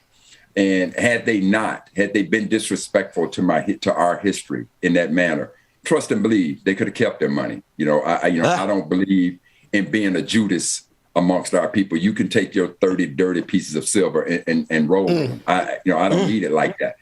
There is a price on integrity, especially when it comes to our history. And either you are going to treat it with the dignity and respect that it is due, or you go find some other coon that you want to place in the Kunta Hotel because I ain't got no taps on my shoes. That ain't what I do. Hey, somebody needs to make. I need a singer to do the Kunta Hotel in the tune of "In the Heat of the Night." And we're going. Some people got to be inducted into that hotel throughout this upcoming season. My God, I was there. I Brother Mac, I've seen and I've heard you've handled things like. There's something about being a free Black person that really is refreshing. I'm going to say less because I know we got Queen Azor coming in a minute. Why don't we introduce her properly? James, do you have that trigger ready? Can you drop her song, her opening song, in our intro? She's looking at me like Benjamin Dixon. She's looking at you. If you could see her cutting her eye at me. When we come back, more of the Benjamin Dixon Morning Show, but more importantly, Queen Azor is here for Like It or Not. Y'all know what time it is. Good morning, y'all. Get your coffee, your tea. Y'all hear the song. It's time for Go ahead and grab the baby oil. 9 a.m. to 10:30, yeah. Like it or not is on your channel, yeah. Politics and culture ish. We change skin like we're supposed to, yeah. Interviews and all the news we It happens every time. Every time I'm off the day before and I come back the next day, I'm a damn mess. I'm just goofy as hell. And I blame y'all. I blame Dr. Mac today. It's Dr. Mac's fault today. It's Dr. Mac today.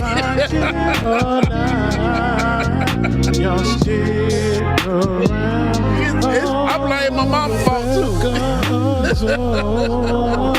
It's coming through. You know she got a good story for you. Oh, bitch, Truth the Dragon, hell no. Good morning, Truth. my dog.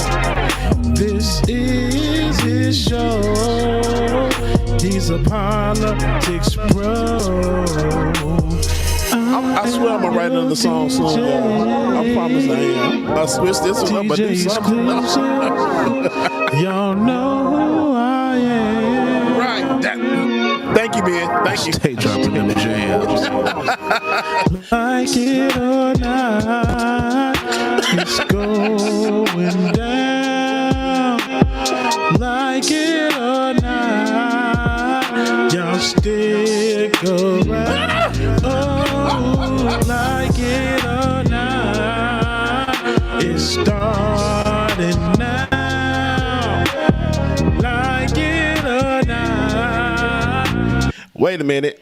Not yet. My wife asked me, is it just me or is the cat getting fat? Apparently, no, it's you. Wasn't the right answer. It's about to go down. Like It or Not with Benjamin Dixon starts now.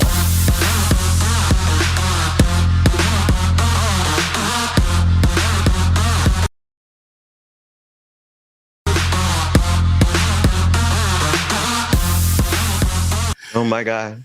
Good morning, good morning, good morning. Good morning, Queen. Good morning. Let me try to fix Good morning and welcome to Like It or Not, where we're free to tell the truth. Oh, and not care who doesn't like it. I need to see if I was on mute first. I just needed to see. And I just feel like my camera's kind of close. Yeah, I had to back up a little bit. I had to lean back a little. I feel they like were getting all the Ben, don't lean too hard, Ben. Don't lean too hard. You're going to lean back and break something. What other place can you go? I love you, brother. And tell your boss you got a big head and then get a raise. I mean, wait a minute. Where that's at? In a couple months. See me by about, see me about the end of February. But, honey. But it's coming. It's coming. Because y'all doing great. Y'all doing great. Nobody asked, but I mean, no, I'm just saying. I just think it is so. I'm not. It's the Braves. I'm not worried about y'all doing great work. In fact, Patreon.com/like it or not. Y'all go become patrons so that we can continue to reward them even more. The raise part's not I love to take care of the team. It's the fact that, damn, James, can you not go a week? Can James not go a week without roasting me? That's the question. But that's what that's too. That's what we've been doing that forever. It's not gonna work. Rebecca Azor, it's your moment though. I'm going to yield the microphone on the floor because this ain't my show. I wish I had a device that I used to back in the day where I used to say, "Hey Google, I wonder." Well, I know that you, Dr. Mac, are partnered with Google, and I don't want to call out the other device's name, but I did it off air, and I was like, "She knows nothing." Oh, my God. That help was stupid. The juxtaposition. Brother Mac, did you see what just happened? My God. I'm going to shut up. I'm going to say less. What's the name of your device, Rebecca? Do you want me to say it? I do. Because I always Alexa, play Thought Stuff by Megan Thee Stallion. No, not that. Not that. She doesn't. Hey, Alexa. Hey, Alexa, what happened today in Black history? Oh, my God, y'all. What happened? 1 second, my Alexa playing. So a lot of people got Alexas. Did you hear it? Listen. Alexa, what happened today in Black history? Here's something I found on the web. She gonna tell you about Shirley Chisholm. Paradox of Liberty opens today at the Black History. Dr. Mac. Oh. She doesn't know anything, though. What did she say? I mean, we could barely hear her. I hope the audience was listening very closely. What did she say? So she was telling me about something that's happening at watch. Alexa, she gave you a current event. What something happened happening today in Black history? Here's something I found on the web. Put it close to the microphone. Museum.com. Paradox of Liberty opens today at the Black History Museum and Cultural Center. That's not history. That's present. I mean, that's cool to know what's happening today. Rebecca, maybe now I understand what's going on. Turn your microphone up a little bit on your side, if you don't mind, for me, sis. But Dr. Mac, it doesn't seem like they have anything in that my Black Alexa history. device is down. What's that? You mentioned something, bro, Mac. What were you saying? Oh, man, I'm just telling you. So normally when I ask Alexa what happened in Black history, she tells me every day for like a year and a half, today we celebrate the achievements of Shirley Chisholm. That's all she knows, right? So it's about content. But I mean, Queen, you know how I respect the Queen. But I got to tell you, this little child over here, she knows some stuff about Black history. I mean, you give me any kind of day. Queen, you want to know what happened on my birthday? Listen to her. Hey, Google, what happened on April 28th in Black history? On April 28, 1971, Samuel L. Gravely became the first Black admiral in United States military history. Gravely was born on June 4, 1922, in Richmond, Virginia. He was the first Black officer to command a United States Navy ship and the first to achieve the rank of captain. The following year, he became the first Black to command a combat ship, the USS Falgout. During the Vietnam War, he was assigned commander of the USS Tausig, thus becoming the first Black man to command a U.S. Navy ship in combat. Adapted from Black Heritage Day 4 calendar by author, lecturer, and civil rights activist Dr. Karl Mack. I'm just saying, Queen. So ask the same date. Ask Alexa the same date, y'all. Somebody asked me. I'm about to say we were gonna try a different one. Okay, what you got? Hey Siri, what happened today in Black history? No. 1 sec. Okay, I found this on the web for what happened today in Black history. Check it out. And then the heifer ain't gonna even read it to me. He's from Australia. Call the machine a heifer. But it's important to have these things. I think what these what this shows all in all is that, you know, we have these spaces that lack black knowledge, black acknowledgement, and then they're telling us, you know, Dr. Mack, he's a historian, a real historian, because people be out here not really doing their work. But, you know, he's somebody who actually knows and has done the work to see what's happened daily. Now, that's a lot of work. Now, mind you, there's so much that happened in history. But it's how long did it take you? Well, I'm sorry, go ahead, Rebecca. But when you get a chance, Brother Mack, I need to know how long that took. You got to stop cutting me off this morning. Yeah, sis, go ahead. I apologize. It's a bad habit. You sound like my wife. I'm going to be quiet now. Go ahead, Rebecca. I'm sorry. I'm sorry. The acknowledgement, though. You said spaces without black knowledge and acknowledgement. I was just going to tie it to, you know, it's important that we did that, because a lot of these spaces that are huge and have room to grow and talk about Black history and, you know, acknowledge Blackness, they don't. So I'm glad that Google partnered with and saw that opportunity and partnered with Dr. Mack to put that information out there. But it just goes to show in what's happening now. People are in uprising about, you know, Supreme Court seating. And that to me is, they're like, oh, well, you know, why does it have to be a Black woman? Or why does it have to be a Black person? Or why does it have to be all of this? It's important because these spaces always lack black images, Black people, Black influences, Black acknowledgement. It's just not there. It's not there. So, you know, I'm glad that on this show that we can even talk about that and point that out, because a lot of these devices could definitely use some Dr. Mack acknowledgement. So. Amen to that. People can use some Dr. Mack acknowledgement. Or and some Dr. Mack knowledge. So because I didn't know a lot of these things. I got the calendar sitting next to my bed. So I go through it and I'm like, dang, this is something that really happened today. I would have never known. Dang, this is something that really happened today. I would have never known. Queen, the other thing I want you to say is, the next time somebody says, why does it have to be a Black woman? I want you to stare them right in the eyes, and I want you to get, you know, bring in your Haitian auntie kind of persona. And I want you to give them the words of Brother Malcolm X when he said this. Brother Malcolm said the most disrespected person in America is the Black woman. The most unprotected person in America is the Black woman. The most neglected person in America is the Black woman. So, mofo, that's why it's gotta be a Black woman. This man can go from Frederick Douglass to Bernie Mac in 2.5 in less than 0.5 seconds. My God! But I do say this in all seriousness. You know, not only the calendar that you're looking at now, but I literally, for the reasons that Brother Malcolm just stated, I did a Black History calendar. 366 days is all Black women, and I did it for that very reason, because as Brother Malcolm said, the most unprotected, disrespected person in America has been the Black woman. And now the president makes on his campaign trail a commitment that he would fill a vacancy on the U.S. Supreme Court with a Black woman. And for anybody to ask the question, well, why does it have to be a Black woman? The only reason you ask that question, fool, is because you don't know the plight of Black women in this country. You have no idea. And if I want to sit you down and learn and you refuse to learn it, then I have to slap them with one of these. I put it right upside their face. Was it the 2x4? 2x5. 2x5. All of the 2x5. But literally, I will tell you, the only reason people will ask a question like that is because they truly have no idea.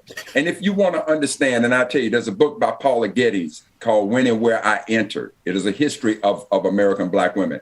I would dare say to anybody who wants to get some semblance of an understanding of what sisters in this country have gone through, that's a good place to start. Yeah, I'm with it. And I like your fervor when you talk to people when you're doing business. You know what I'm saying? Like, you can't try to do business and use my my likeliness and my voice and have it wrong and have me attached to things that I am not proud of, have me attached to things that are not true. Some people will just take the buck. Some people will just do that and, say, this is the Black voice for Google. Meanwhile, it's a misrepresentation of Black history. And that's something that you were not going to you weren't going to do. And I appreciate that. And that makes me, when people be calling me to pull up, I need to make sure that I know that if I'm going to represent Blackness or I'm going to represent Haitians or I'm going to represent anything, I have to do it correctly. And I'm not going to do it, if I'm not comfortable.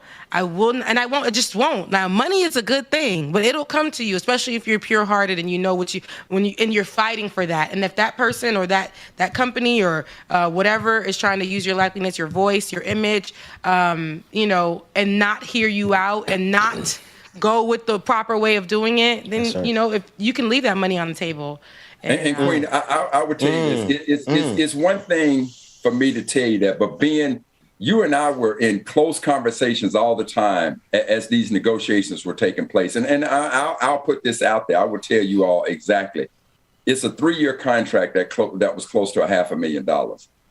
And I said to Ben right then and there, either they going to get right or they can take their contract and shove it right up their ass. You will not disrespect our history. And Ben, I know that you and I were in close conversations, so I'm giving you free license to say, am I embellishing it, or was that the way it was going down? Let's just say my negotiating skills have come to the Mac level because I witnessed it in real time. That's all I'll say about that, because, freedom requires financial freedom as well. Liberation requires financial liberation as well, because so long as you have to look at white folks and say, go along with their rules. And I want to say it very clearly, white folks love y'all, mean it. But we've been through this too many times. When you're not in a financial position to speak your truth. Yeah, Brother Mac, that's how they control so many people. And then I sat back and watched Brother Mac handle Google. I was like, well, damn. I appreciate the lesson. I had my notepad out. But I'm saying this to you all as well. That level of integrity doesn't come because I was in a financial position to do it. When I didn't have no money, integrity was always at play. It was at play with my people. It's at play with my history. It's at play with decisions that we have to make. I just want to say that. So it wasn't about that. But clearly at the forefront of it. Yeah, but at the forefront of it all, to now say that you want to take my history and you want to tell it the way you want to tell it. Like somehow when they did the George Floyd page, they wanted to allude to me saying, now we cool in the gang with police because of what has happened. I was like, have y'all lost y'all damn mind? Ain't nobody here cool with the police because of what happened with George Floyd. And now that day in particular, that one blew me, Brother Mac. They wanted to talk like these protest marches have all of a sudden brought us into the Enlightenment. I was like, y'all have lost y'all damn mind amongst other things. Yeah. So, we had to get right on a lot of that particular one. That one is the one that really struck a nerve, where the language, it's the very subtle. Rebecca, you said it. You said the knowledge, but then the acknowledgement. It's like they want the knowledge, but then they also cut off the acknowledgement and the context. And then if you let them, they'll finesse those words enough to make it seem like we I don't remember the exact language, but I remember that exact argument, Brother Mac, about how the phraseology over George Floyd was really sickening in context. But that was the example that I respected the most. Go ahead. Yeah. No, it's enough said to it. And so as we prepare to enter into Black History Month, and I do want to say to the three of you, how much I appreciate you all embracing this aspect of my contribution to our gathering from a historical perspective. I truly, truly appreciate it. I've never been a part of anything as public that was so socially conscious. And when I tell you how much of a difference it means to me for the three of you to embrace that, because most people, they want to say they're about that, about our history, but you all, anytime I bring that historical perspective, you all certainly allow that. And I want to tell you how much I appreciate it. And there are folks who contact me all the time. I was up at West Point at an event, and a sister was like, I just love how you all vibe on the Ben Dixon show. I had a sister out and hit me on Instagram who lives out in California. I'm thinking I knew her from someplace. She was like, I've been hearing you on the Ben Dixon show. I love the historical perspective, proud of you guys. So everywhere I go, there are folks telling me about what they're witnessing on this particular show and us talking about history. And so that's why Google. Say to the three of you. See, Brother Mac, you got to tell the whole story. You can't come in here. Seriousness. Thank you so much for that opportunity. Brother Mac, that's exactly why Hey Google was acting up this morning.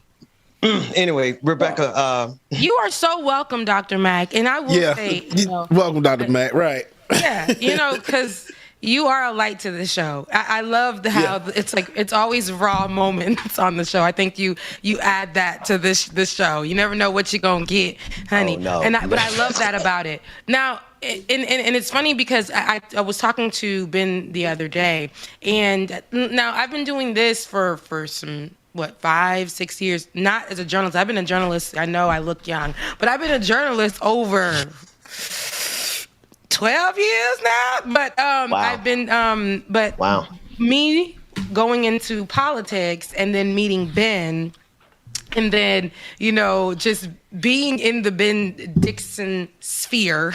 It's funny because if you've been on the show, if anybody who's been on the show or has been on his podcast or anything like that, they've gone on to have, like, I call it the Ben Dixon Effect. They'll come on the show, they'll go to other spaces, but they just absolutely love the show. And people will say, I've seen you on the Ben Dixon show. Carl Hart, who was on the show, right, was on the Breakfast Club. I always say this is a funny story. Carl Hart, who was the Dr. Carl Hart, which I used to call Dr. Mac, Dr. Carl Hart. But he was on the show. And he was going viral because he's a professor who talks about the responsible usage of drugs, some major drugs, like major. So he was on the show talking about it, but he was on the Breakfast Club, and on the Breakfast Club, they kind of like laughed at him. That was everywhere.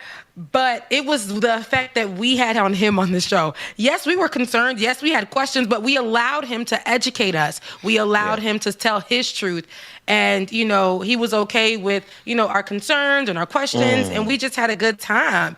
And when he first started really, part of the black elite. And then, after that, it was kind of like, he was just like, yeah, no, this is what it is. I got kids too, you know what I'm saying? Like, we're like, oh, okay. He got real. Yeah. He got real fast. He got real quick. You're educated. He started dropping What is it about the doctors with Carl's in their name dropping the MF so quick on the morning show? So quick. He went from Harvard? What was his university? Columbia, I believe it was. Columbia to Hood real quick. Shout out to Dr. Carl Hart. It wasn't Hood, Columbia to Columbus. It was a part of his blackness. It was just It was love. It was love. Yeah. I need you to understand. Man. The MF word is like a verbal orgasm. I knew you were going somewhere, but I didn't see you going there. Never mind. My God. Rebecca, one thing I could use some help with.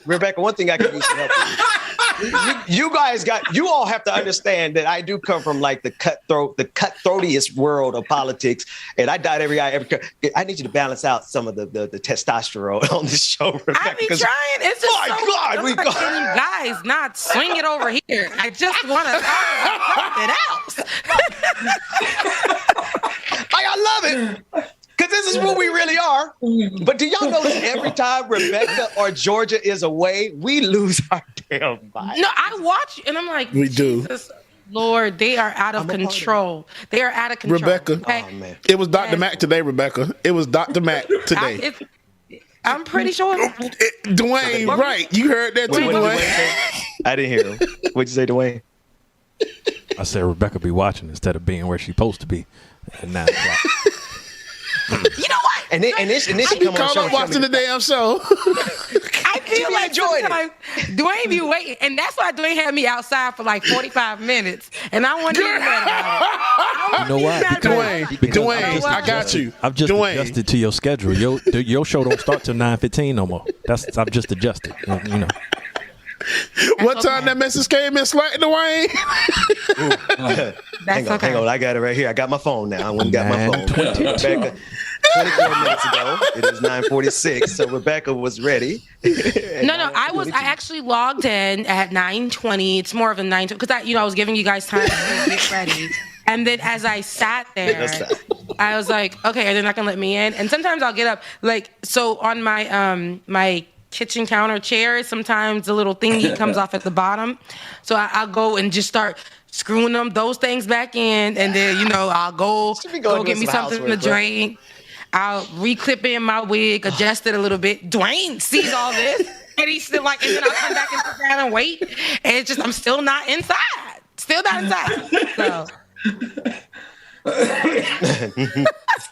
I can't with y'all. I swear I can't. Are we talking about news? Are we talking about? No, I'm joking. Oh. Look, get this out the way. What they seeing on camera? Let me throw that on the side. Hey, we shall be. So you know how it go when you got something in the angle of the camera. You go like, oh, gotta get that out of the way. I think we could do a show just with Dwayne and the Queen and their antics of starting the show. Just okay. Dwayne, you and the Queen, a reality show. You know who they remind me of. Now, Dwayne has a problem with me, and it's been. I ain't got no problem with you. He said in 2022 he is not going to deal with me, and I ain't got no problem with you. I got a younger sister, and she catch all of this same smoke too. It's just that's all it is. Oh man! Wow. I'm older than you, Dwayne. Stop it. Oh yeah, Rebecca, what? I am. Are we? Dwayne is like what, 30? 31? No. Okay. All right. 33. I got you for a couple years. Yeah. Boy, I'm gonna be 32 in May. There's not a couple of years. That means I was out here in these streets while you was still not even a little twinkle in your daddy's eye. You were in diapers. I was still in the streets. I was in the streets in my diapers. You're like 1 year and a half older than me. What are you talking about? Anywho. It's Friday, January 28th, 2022. Oh, God. Thank you so much for joining us like it or not. But, you know what I absolutely love, though? I absolutely love we start the morning with so much seriousness. If y'all catch us at 8 o'clock, me and Brother Mag be like, yes, and in other news, and then this situation in Russia, and this, and then Brother, and by the time we get to like it or not, well, I ain't got to describe it. Ben, we go from talking about Russia invading Ukraine and NATO, the Federal Reserve. That's right. Quantitative easing. Next thing you know, we easing into the viral love affair between me and Mama Gwen. And by the time we get to like it or not, we got the words ML causing verbal orgasms. So, see, look at y'all. That's why we can't take. You can't take y'all anywhere. Let me tell you something. I got a reputation to uphold. I was like, I was one of the guys. It's too late for that, Ben. That shit going out the window. I stand against it firmly. I wanted to discuss talking about you guys. I wanted your opinion on something, and that's because you guys are all men, and I wanted your opinion on something. It was actually a viral, and this is a viral. Can I send it to you, Dwayne?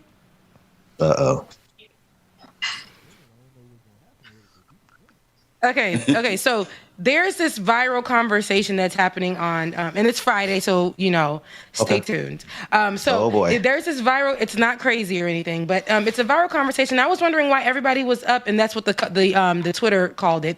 A tizzy was up in a tizzy over a woman.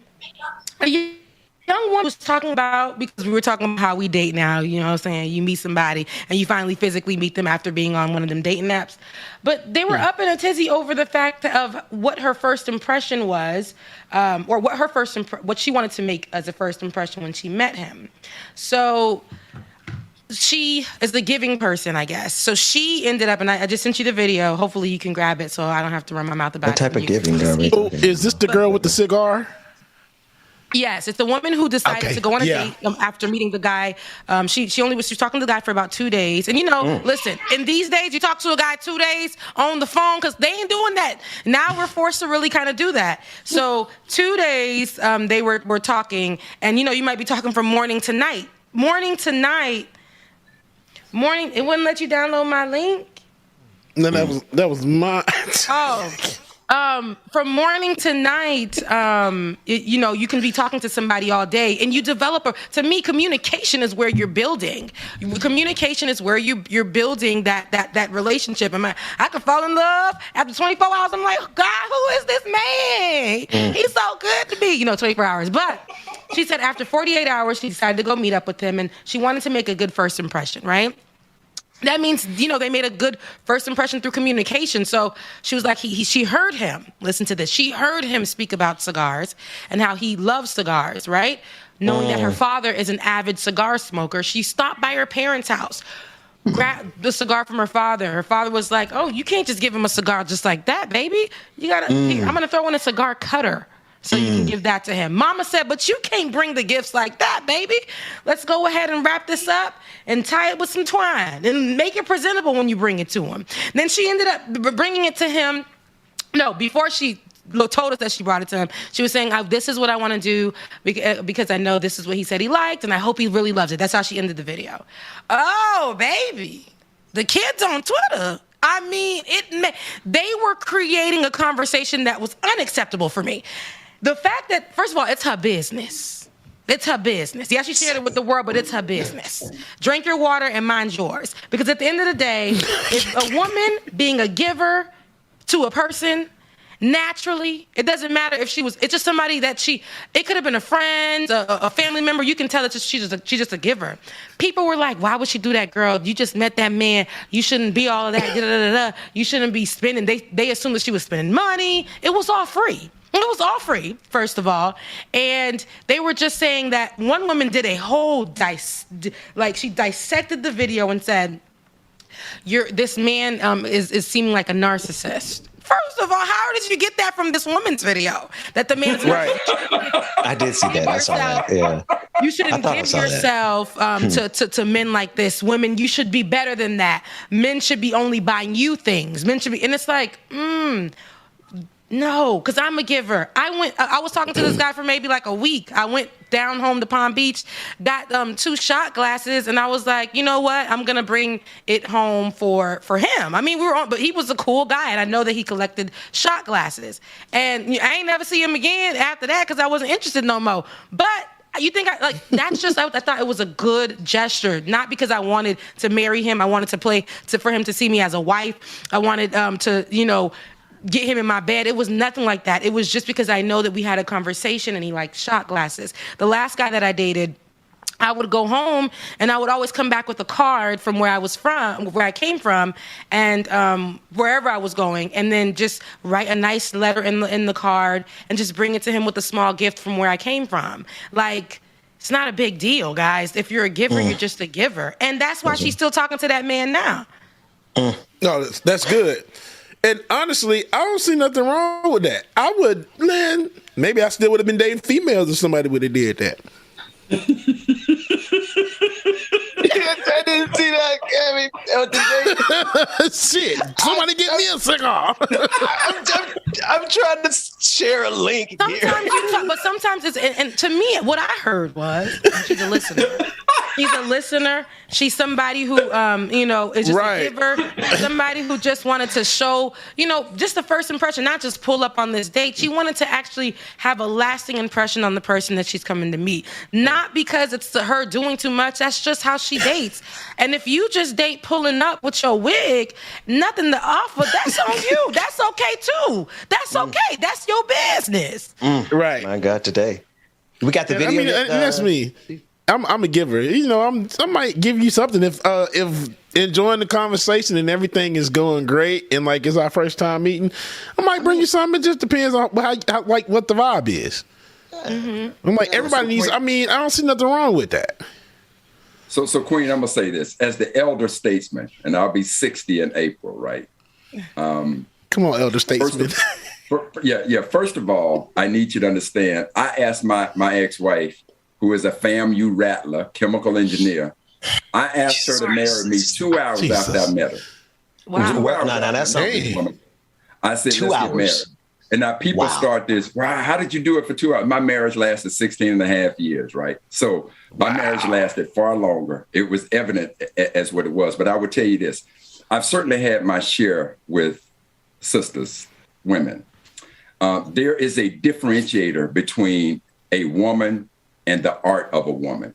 I would say to you that if I had expressed an interest in shot glasses and you brought me a shot glass, trust and believe you have differentiated yourself in a manner that damn near every time I touch that shot glass or look at a shot glass, I'm going to think about you. If I were a cigar smoker and this sister wrapped a cigar in a cigar cutter and brought that to me, as simple as a gift as it is, she has differentiated herself in a manner that I shall always think about her. And when I think about you, there is an adjective that goes with you. And the adjective ain't ratchet, it's classy. From the elder statesman. Classic, man. My viewpoint. This light-skinned man on fire today, goddamn. Light-skinned and turning 60. Well, but 60 well. And I agree with you. For me, and it like I feel like anything that has been given to me by anyone, gifted by any man or whatever, I'll remember that. And I know right now, and he's probably watching, but right now there's a guy that I would, always I would sit with. Now I gifted him a lot, but that's because I wanted to, not because I wanted him to give me anything back or whatever. But there was one thing that I would do, like when it's 11:11. I would be like, hey, just make a wish or a positive prayer right now. Like, just in this moment right now, just do that. And I know a lot of girls, you got to run from them girls. They be like, what's your sign? Oh, it looks like, it's Mercury retrograde at this. No, that's not me. But I did, every 11:11, I'll be like, hey, it's 11:11, whatever. And he used to be like, man, stop doing that, stop doing that. We stopped talking, and then he would, now all of a sudden, he'd be like, I see 11:11 all the time. I'm like, and so what? You gonna remember 11:11, and you gonna remember to be positive in that moment. And who taught you to be positive at 11:11? Come on, black woman. In that moment, I know it was. You better say that. Come on. It was. That's what I'm He said, I did that. Never forget. But you know what, Queen? The other thing that I need in this example that I need for brothers and sisters to both understand. The gift that was made, the gift that you gave to him, was because you noticed that's where his interest was. The gift that the sister was saying she wanted to give was because she knew and heard him say that was his interest. I love playing golf. So trust and believe, if a sister brought me something golf related, I'm thinking to myself, I'm liking that the fact that the sister is in tune to the conversations of things I like. So the same thing with us as brothers. It's one thing to get you a gift, but it's quite another when we get you a gift into something that you are clearly interested in. So from that perspective, it's not just about being a giver. It's about paying attention to those little nuances that give insight into what it is that your significant other or this person you may be interested in, what their interest is. Yes. And it's beautiful because, and she said, I don't smoke cigars. That's what she said. Right. She's not a cigar smoker. She always coughs when she smokes cigars. But she's like, they pulled up to the park. It was too cold for them to go outside. And he was teaching her how to smoke the cigar correctly. And she was like, that was just the moment that they shared with each other, even though that wasn't even her interest, but she knew that was his. Right. And it works out that way. You're totally right. But I feel like what he saw was somebody who's listening, somebody who was, intentional about trying to get to know what he liked. There you go. And, and even though that wasn't something of hers, she was willing to just join in and try. For me, I'm like, there's so many different things that my ex would do that I didn't understand, I didn't know, but I would like add in or do. He used to create, like he has buildings, right, that he would do Airbnbs out of. And I used to just be like, Airbnb this, Airbnb that, Airbnb this, Airbnb that. And then next thing you know, now I'm building beds with him. I'm waking up, we building beds together. I'm saying, what do you need me to do? What do you need mama to do? You need me to come help? Because we doing this together. Did you go look at some more properties? Come to mama. What we doing today? Like, now I know about what he's doing, how he's doing it. And then my friends would be like, girl, now you just all up in it. I'm like, yeah, girl, he just looked looked at a new property. He trying to do it over here, whatever. Now I was interested. Before I was just like, girl, I don't know. But then I'm like, you know what? I was interested because I wanted to be around him too. So I'm like, what does he like? So I bought him some pictures to put up in some of the spots that he had. I gave him a mirror to put in, and he's like, he'll send me pictures. Hey, look at this. This looks great in this particular place. This goes with this particular place, things like that. I now started becoming one of them people. And I liked it, though. I liked it, but I knew that was his interest, and I knew that's what he liked. And he put a lot of time into it, and I started to just be a part of that in that moment. And that was because he's going to always remember that. Now, when he looks up at the wall in some of the places, Rebecca. That's right, and that's the point, and that's the point that we're making is you can either be another person or you could be a differentiator, somebody that when that moment comes again, Ben, we sitting there thinking, damn, I'm thinking about old girl. DJ, we thinking about old girl or old boy. Rebecca, we thinking about old boy, because that person was a differentiator in what they did in our lives, and trust and believe. That's some beautiful shit. Brother Mac being inclusive. Yeah. I tell you. It's little. Mac, I told you, Brother Mac was fine. I know, DJ, I heard you say at one time you would have stayed with the sisters if they'd have done right, but they didn't. Hey, they told the hell didn't. Get the hell out. Go ahead, Queen. It's little things too. Like I was going through my phone the other day, and I was just telling my best friend this morning when I was supposed to be on the show. But I was going through my phone the other day, and can't stand you, Rebecca. and I have a video of simple things like my ex-partner cooking in the kitchen, and I'm like, look at that. I don't really be in the kitchen like that, but him cooking in the kitchen, simple things like knowing that I was home at work all day and he would come and bring me food that he's cooked. Like, here, I know you're hungry. Did you eat today? And I bought a TV. I was just going to put the TV up just like that. That boy came and did 6 jobs and put my TV up. So now every time I do see the TV, I'm like, look at him. He worked 6 jobs. He done put that TV You know what else right. happens? You know what else happens? He done did that. It's little things that you remember. Little things that you remember, and it's vice versa in the relationship with whomever you're dating. But that's right. Just be intentional. You knew that TV was on the ground. I wasn't going to put it nowhere. He came back with all the tools, and he did 6 jobs to put that TV up. Okay, he did that. And I'll tell you this: and Ben, you spoke to Erin. So Erin is like a daughter to me, right? And so Erin works at YouTube. Okay. She's killing the game. And she graduated from Harvard Business School. And when I tell you, she is truly like a daughter. So one of the things that Erin gave me was a Harvard golf divot. And so as a golfer, you're always using a golf divot. I always played with this golf divot and golf marker.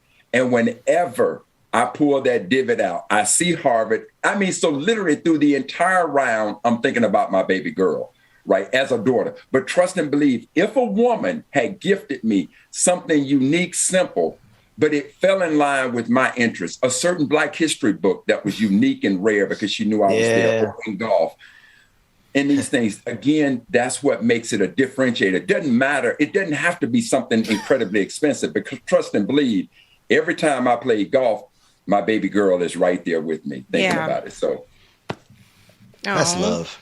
No, it is. Black. But you said now I haven't seen the video. Out of everything that you said like, and Twitter is my home. That's where I made my whole career. You said Twitter had a problem with this.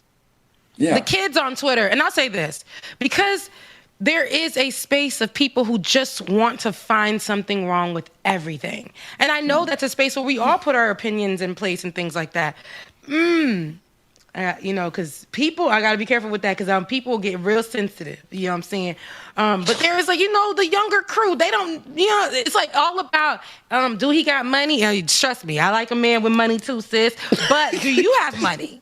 What do you have money? Are you like, what does it look like for? Because I know that, the girls, I like me a good, I like to be classy. I do like my classy music. I do. And then I like my little ratchet songs, but some of these songs are telling the girls, listen, all you need to do is, he just need to have money, and all you need to do is, just look pretty. Just twerk something, throw something. And don't worry, because I like to do that. When I go out, I'm twerking something, I'm throwing it in a circle. It's all in my classes. I'm doing it all. I like to dance and stuff. But ladies, it's okay for women to be givers too. I know that, and I think that's what my problem. My problem is like it just came off as, oh, she's doing too much. She's being like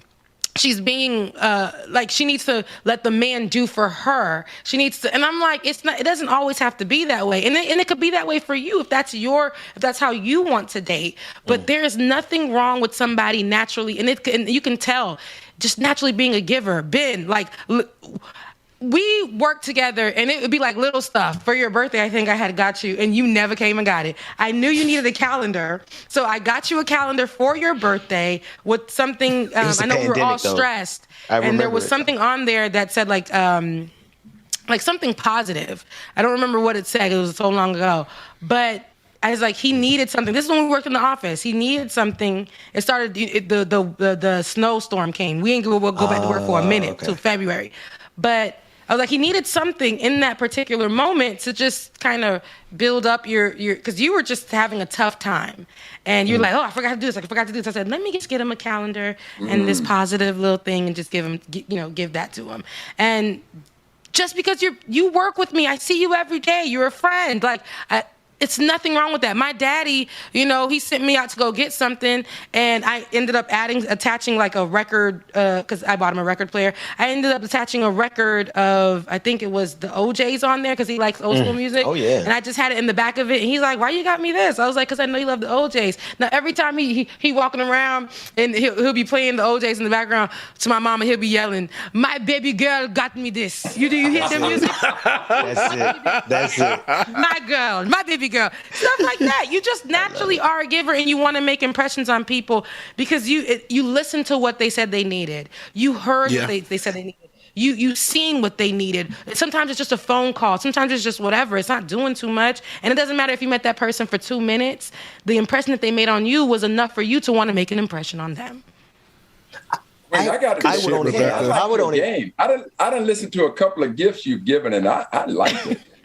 Right, Dr. Mag. I'm like, damn, Rebecca. See? I like. It would have been on something. I like to give gifts. I like to give gifts. I got Bubba on Saturday. I told him I've been holding out, but I'm taking him to brunch on Saturday. Oh, that's what's up. That's what's up. Do we have the video? Because I want to see the sister who's got She's a beautiful young Twitter lady. in a tizzy. Let's take a look at this sister. Hey you guys, so I wanted to give you guys a quick little tip on how to make a first impression last. Okay, so I've been talking to someone for literally like 2 days now, and we decided to have our first meetup, link, date, whatever you want to call it. And just through our conversation, I know for a fact he is an avid cigar smoker. He enjoys a good cigar over a glass of brandy or whiskey. I can't remember which one. I think it was whiskey. But I picked up on that little mental note. And I remembered that my dad is an avid cigar smoker, and he has a really nice collection. So before getting on the road for our date today, I decided to stop by my parents' house and actually pick up a cigar. And my dad actually threw in a cigar cutter. And my mom, being the mom that she is, was like, oh my God, Samara, you can't take it just like that and hand a cigar and a cutter, wrap it. And I'm like, well, what do I have to wrap it with? Her crafty self had some twine in a paper bag. So I wrapped the cigar in literally a paper bag I folded up and some twine, and I really hope this is a good first impression. Boom. That is what beautiful too. That girl's beautiful. She said they're going on a second glasses. date. It was the glasses for me. The glasses were fine. It's the hair, the glasses, the dress, the nails. Mag, we know you like every aspect of it. The tip of the head, the TJs. I'm looking at everything. I'm gonna tell you something right now. The nails. That sister that rolled up on me looking like that first. Oh, I done lost my damn mind. Okay, and the first impression too. Like, damn. Right. And you Mama and Daddy were down with it. Yeah. Mama and Daddy were down with it. So, hey. Listen. See, look, that's dead ass how my parents are. My parents are the same way. They'll be like, oh, but look, don't do that. Do this instead. Okay, I got you. They get on board. I love it. So, but why you only did Mama Gwen voice? My daddy gonna be real loud and talking like this in the microphone. That's why I never asked my daddy to talk on the get on the phone. On the show, hey bro, he came on the show one time. I remember that time. Oh, he did. Shout out to Papa Gwen. Shout out to Papa Gwen. We love you, man. But no, she. Y'all gonna have Papa Gwen come up here with them things. Her update is that her update is that she's going on a second date with him, and she's excited about it. But she has tweeted a few things. She hasn't posted him up yet because this is her time to shine. Okay, Yeah, but right. She actually was saying how he's just been really. She's like, God, was this what you've been preparing me for? Because I went down her page, and so it's funny because she's keeping this moment to her, like she's keeping him to her, but she's been like just posting little things like, it's been good. While you guys are all worried about it, it's been good. We're going on a second date. He's still been communicating. He knows how to communicate. That's one of the things I like about him. And he's been consistent in that. And that's just, listen, that's the thing about it. I think when you just are a good person, whoever you meet, Jesus, it's me again. But whoever you meet, it's just good. I'm a little concerned, Rebecca. I'm a little worried. It's gonna be good for you. I'm a little worried because she hasn't revealed his identity. My advice to the sister would be to never, ever, under any circumstances. She's actually a celebrity right now, though. She has to. But no, his identity. Please don't keep. Ride this. This is about you, honey. This is about you, sister. It ain't about him. Shine in this moment because you only known him for like 4 days now, and Twitter investigators are the most efficient and most effective investigators on the planet. They'll mess it up. Do not reveal his identity. Do not reveal his identity because he was in my DMs yesterday. Right. I know him. He was coming. I know, and it'd be like, girl, nobody. Hey, he the one that got arrested in Alabama like 5 years ago for shooting somebody in the foot. Like, what? Where did that come from? He was dating that one girl. He was talking to my friend. Ain't Lil Ray his baby anyway from Janiqua down the street? Mm-hmm. He only and everything. And that car ain't really ain't none of it. That car ain't really his. It don't have to be necessarily wrong. Like maybe he did holler at somebody the same day that because sometimes some things overlap. You never know. But don't reveal his identity, sis. This is about you, not him. Yeah, it's about you. Keep it about you, and continue to date in that space, and just be happy in your moment. Everybody gonna talk, but I love how you choose to still walk. I love that. Do your thing and be who you are. I don't know why being positive sometimes people want to make being positive. Make it being negative. They want to find something to just be like, because in the Twitter space, we all have opinions, right? We all do things different. We all, whatever. If it's not that certain person's way, the fact that an older woman who was dressed like she was in the 1920s, not in a good way, not in a cute way, she was just giving me Harlem Renaissance with no style, because they were stylish over there in that time. She wasn't giving it to me. A black woman. She looks older. Eyebrows were painted on. It was a fool. But she made a TikTok video saying, he's giving narcissist. This is why you should not. She was giving me Kevin Samuels, but in the woman version. It wasn't good. Rebecca, you talking about the person who responded to her? Yes, in the full video. That's the video I want to see. I don't know where I had to run from it. I had to go away. But she literally was saying stuff like she's a high value woman. She was like, no, as women, we need to, and you should not. What? And let me tell you why he is a narcissist. Well, ma'am, where did you get that from? All she was saying was what she's doing for him. Got the figment of her imagination, apparently. Like, I'm just like, damn, you already know him or something? Like, you spend telling me what I should be doing. Black woman. Exactly. There was something that I read the other day, and I loved it. It said something along the lines of, black woman, black man. We've been arguing too damn much. See, we don't need to be doing that no more. Let's start over. Let's try again. And let's just continue more black love. There is these groups of people online that are devoted to dividing black love, and whatever it may be in. It may be hetero, or it may be in the LGBTQIA community. But they're so divisive in when it comes to black love. If we want to promote more black love, we shouldn't be the ones at the top of everything saying, just like a black man to do, or right, just like a black woman, to do. She can't never do right. That's why I date white women. Queen, I'll say this. I'll say this. It's evidence when one listens to you on the gifts that you gave to the men that you dated, or even what you gave, what you had for Ben.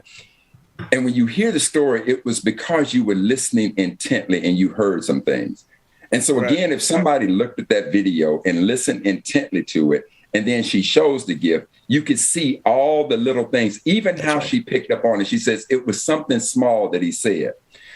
And I'm saying that level of listening, your game in that, not game, but your recognition in that area for what you have gifted men in your life, be it Ben or men you have dated, that is the difference in what makes a man remember. But I will also say this, and brothers, I think we can all agree to this. There's another side to the listening. And believe me, since I've been divorced, I have spent time on the phone listening to sisters.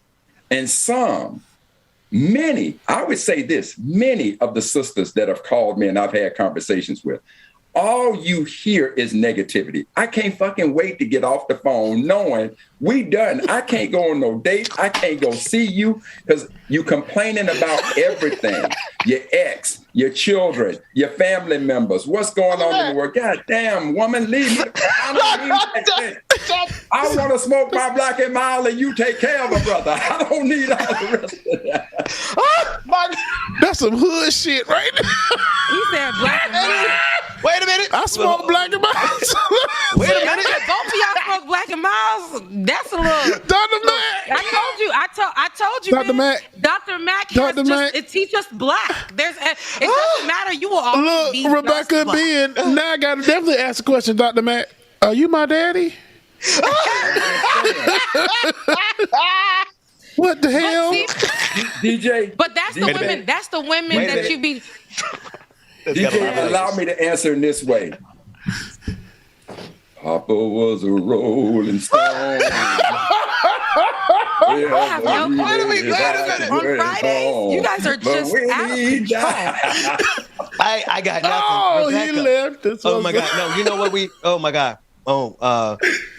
I don't have nothing. I don't even have nothing to say except for we're not even in the after party yet. Patreon.com. Yet? Ben, we got 10 minutes left. Like it or not. If you enjoy this, the after party said, my God, I got nothing, Rebecca. What else you were saying? I got nothing. But I love the way you say your daddy listened to the OJs. Yeah, my daddy is a Haitian man from Haiti, but he came here when he was 17.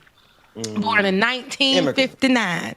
Wow. Yeah, he was 17, and he put me onto old school. He was here during the good years. Yeah, he put me onto old school music, and that's why I love old school music, and like soul music, R&B music, and he loves like the Wailers, Bob Marley and the Wailers and stuff like that. So my dad, and he plays the guitar too, and he knows how to sing. So that's my daddy. That's my. I love How did he say what?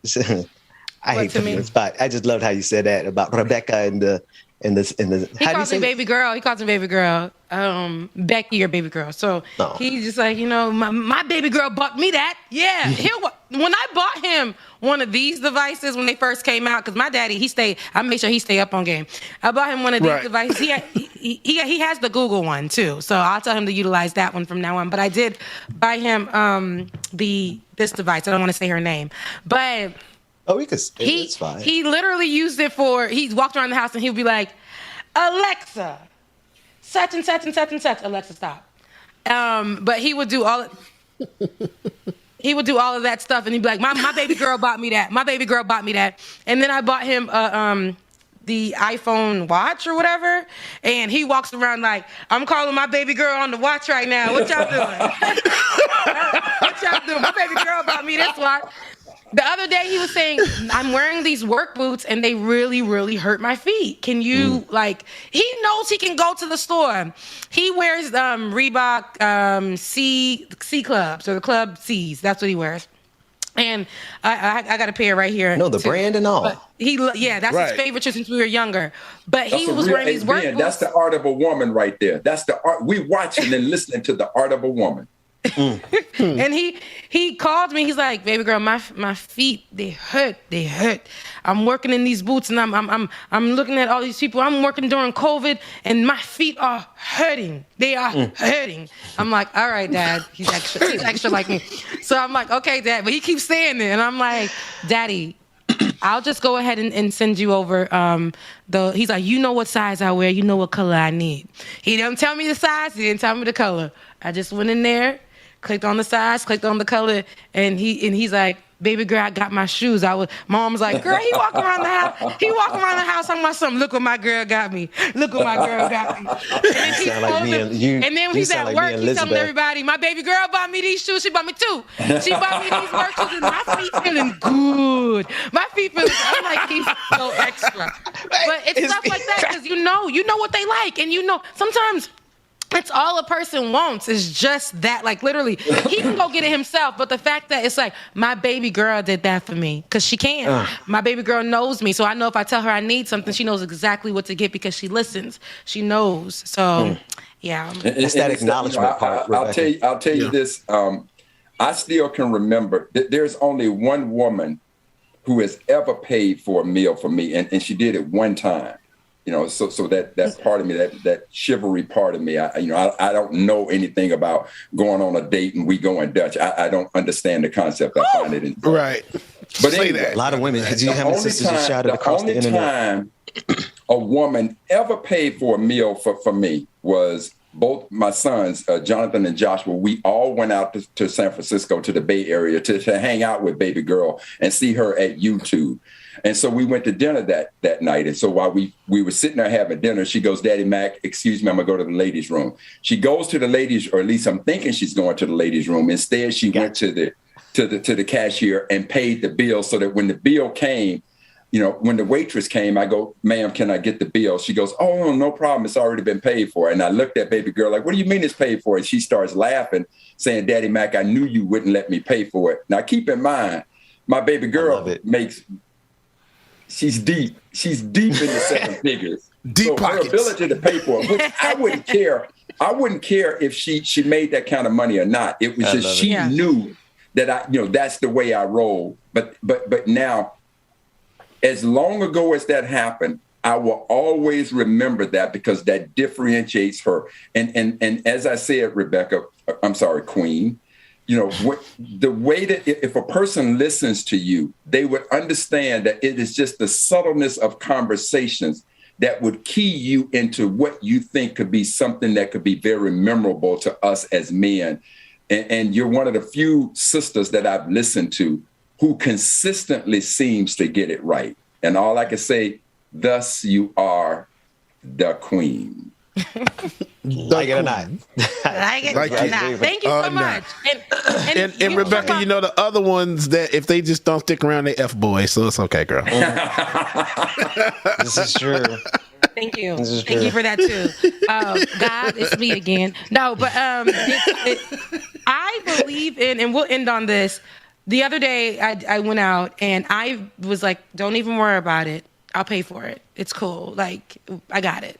Because that is, I like to be the one, when the lady comes and I'm just pulling out my little, because it got money on it. I like to pull out my little card out of my little bag.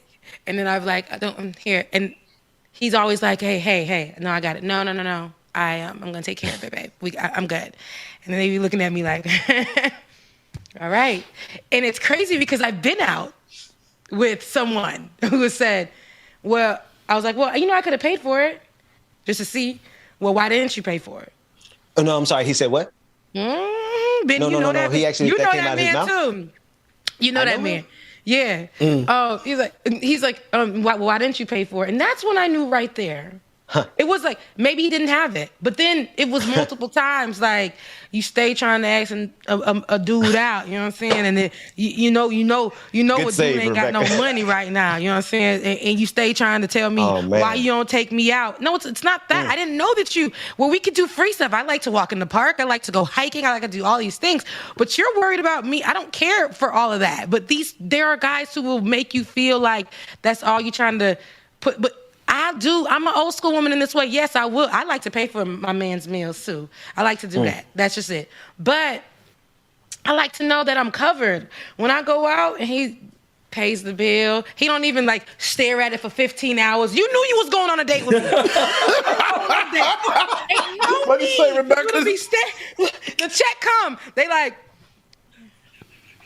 you knew you was going. you should have had money. You- Why did you you had that go bottle? on a date? Why did you take? You can't go. And this is a tip. You got that extra don't shot. Take no woman, and don't Okay. take, you two girls. Don't You had take no extra sauce on woman mine? on a date when you know you ain't got no money. When you gotta budget it out. And women, make sure you always You come really in with need some that money extra on roll you, of baby, because you never know when that man might be like. Damn, girl, I forgot my wallet. Hey, my wallet ain't with me. So Queen, seriously, You cash out me $5 real quick. No, Queen, serious question. Y'all take Apple Pay? Go ahead, Dr. Mack. Serious question. So is that common today for sisters when you all go on date that number one, a brother could expect you to pay, or number two, you as sisters expect to pay? Now, I will say, when I was younger, I understand this when I was younger. I was dating, like, you know, we was fresh out of college. Everybody was looking for jobs. People ain't got money. So I always made sure I had my own just in case a guy would pull the, it's about 40, 35. So did you want to go ahead and split that? How did you want to? I'm ready. I'm not going to talk to this guy again, but I'm ready. I understand that we just don't got it. Now, when I got older, I understood that at this time, when you're dating as an older person, no matter how you're dating, like if you're just dating people just to have a one night stand, or if you're just taking women out, you know, for whatever reason, whatever the reason may be, and the women too, you need to be, now you got to start dating, because that's your intentions. This is your intentions when you're dating with intentions, whatever your intentions may be. If you taking a woman out to anywhere, if you ask the woman, hey, let me take you out on a date, have that money. Don't be asking women out, and don't be trying to date women without having no money. Like, it don't make no sense to me when you're an older person. But yes, today there's an argument. The not having any money part? Today, there's an argument going on the socials that women shouldn't be expecting men to pay for anything ever. Now, I just naturally am like that, but I thank God that in my last relationship, that man, when it came to that, he wasn't the best man. But when it came to me needing anything or whatever, I never needed for anything.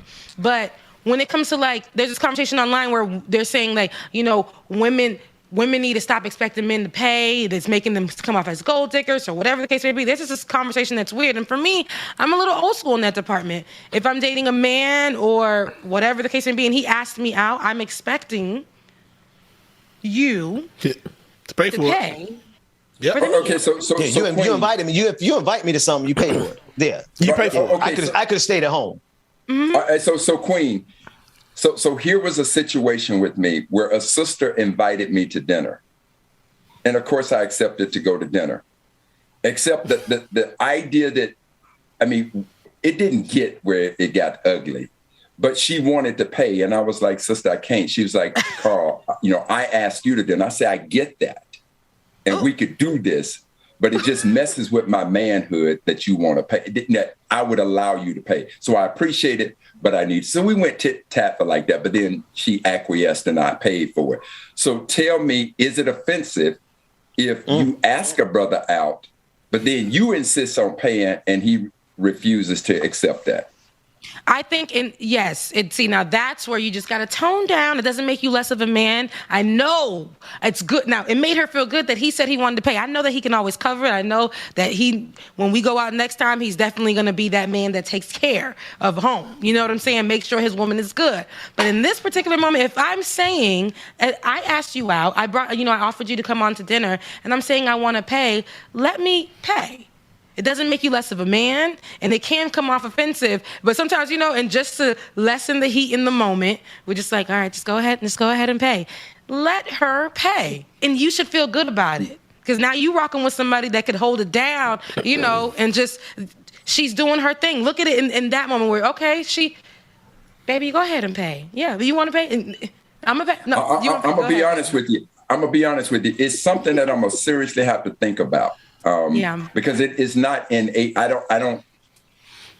got to give that some real thought. But I'm listening to you, Queen, and a lot of what you just said to me, I promise you, it'll go certainly into my consideration of it. So maybe I could draw down like that. But thank you for the lesson there. I have listened to that, baby girl. Jesus Christ. It doesn't make you less of a man. It's okay to I'm tone so it down. glad. I'm so glad gays don't have to go through none of this shit. If I invite you out, you pay. If you invite me out, you pay, or vice versa. We sit at a table, like, you want to split it? Okay, cool, let's split it. Oh, no, I'm like, no, I got it. We cool. I'm so glad we ain't got to go through none of this shit. Y'all be splitting at the table, though? Jay, huh? It depends, man. Like, if we cool, like, I mean, it depends. Like, if I got to do, I'm not going to invite you nowhere. Yeah, if I know that I got it, I'm not going to invite you where and expect you to pay for it. So if I invite you, yeah, I'm going to pay for it. If you invite me, I still don't expect you to pay for it, because just in case I'm going to have my own. But if it is one of those things we agree to split it, yeah, we agree to split it. Like, we can split it down the middle if you want to. Even on a date. That's why gays is a whole nother different type of level, baby. We ain't got to worry about none of that shit. Really?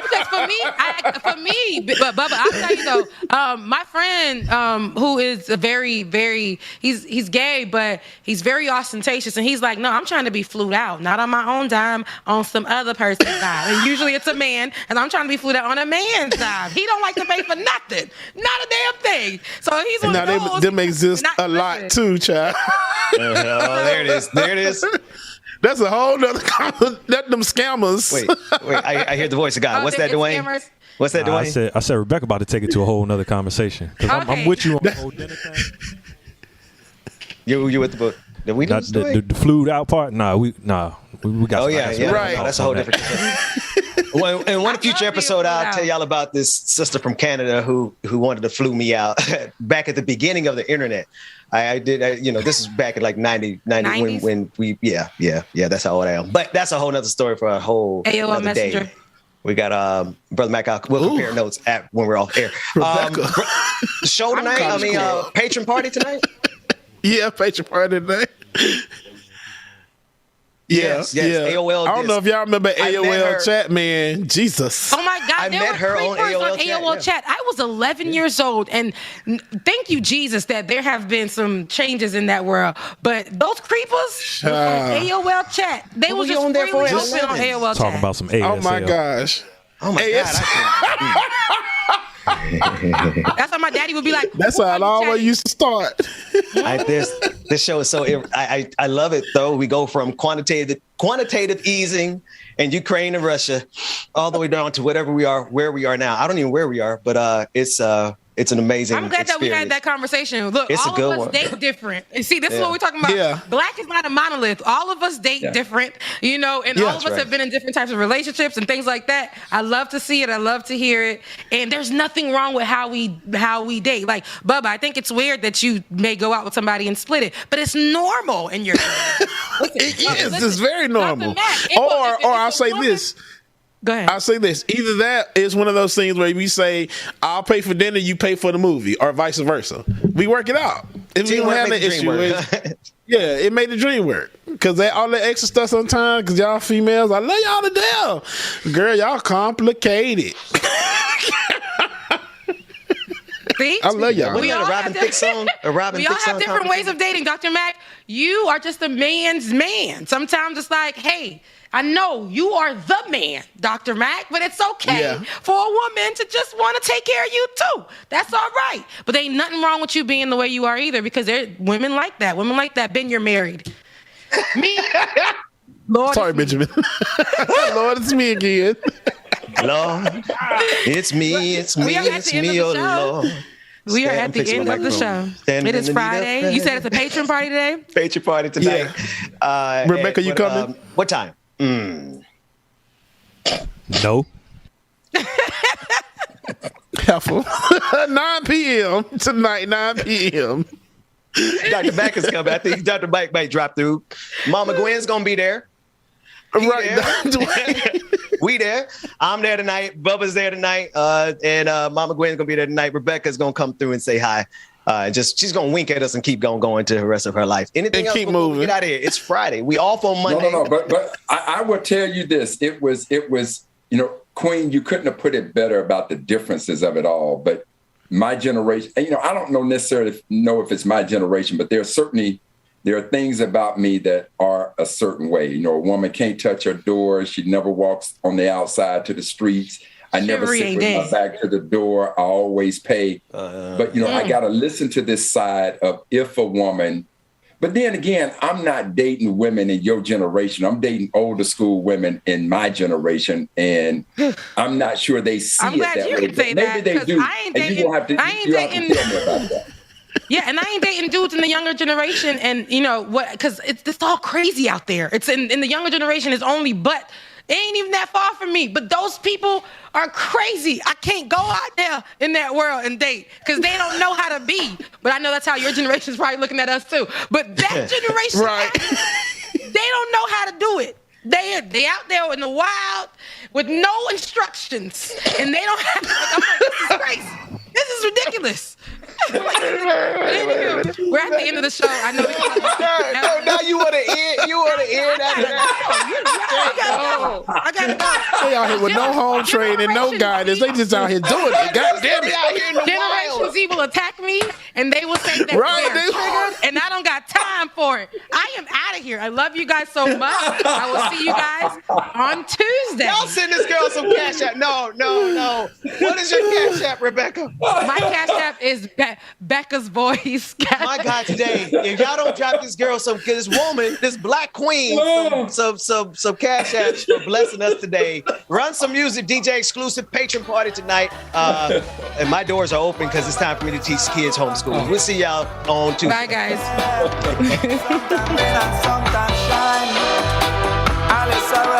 Man, I can't stand y'all. I love y'all. Mean it, y'all.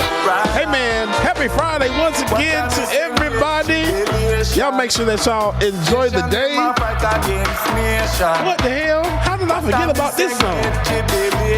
Y'all enjoy y'all Friday, man. Y'all affirmation for the day. Okay. Your affirmation. I deserve everything I want. I deserve everything I want. Y'all gonna be great today, man. Enjoy your day. We will see y'all tonight at the Patron. The Patron party, 9 p.m.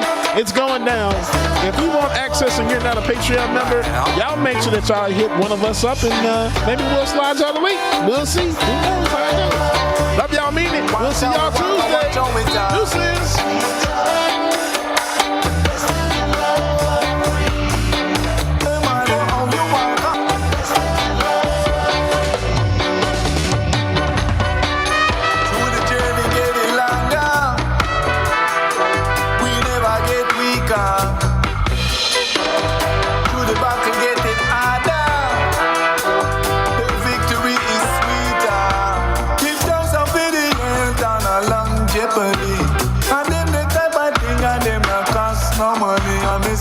Things in life are free. Bam bam diddle diddle, best things in life are free.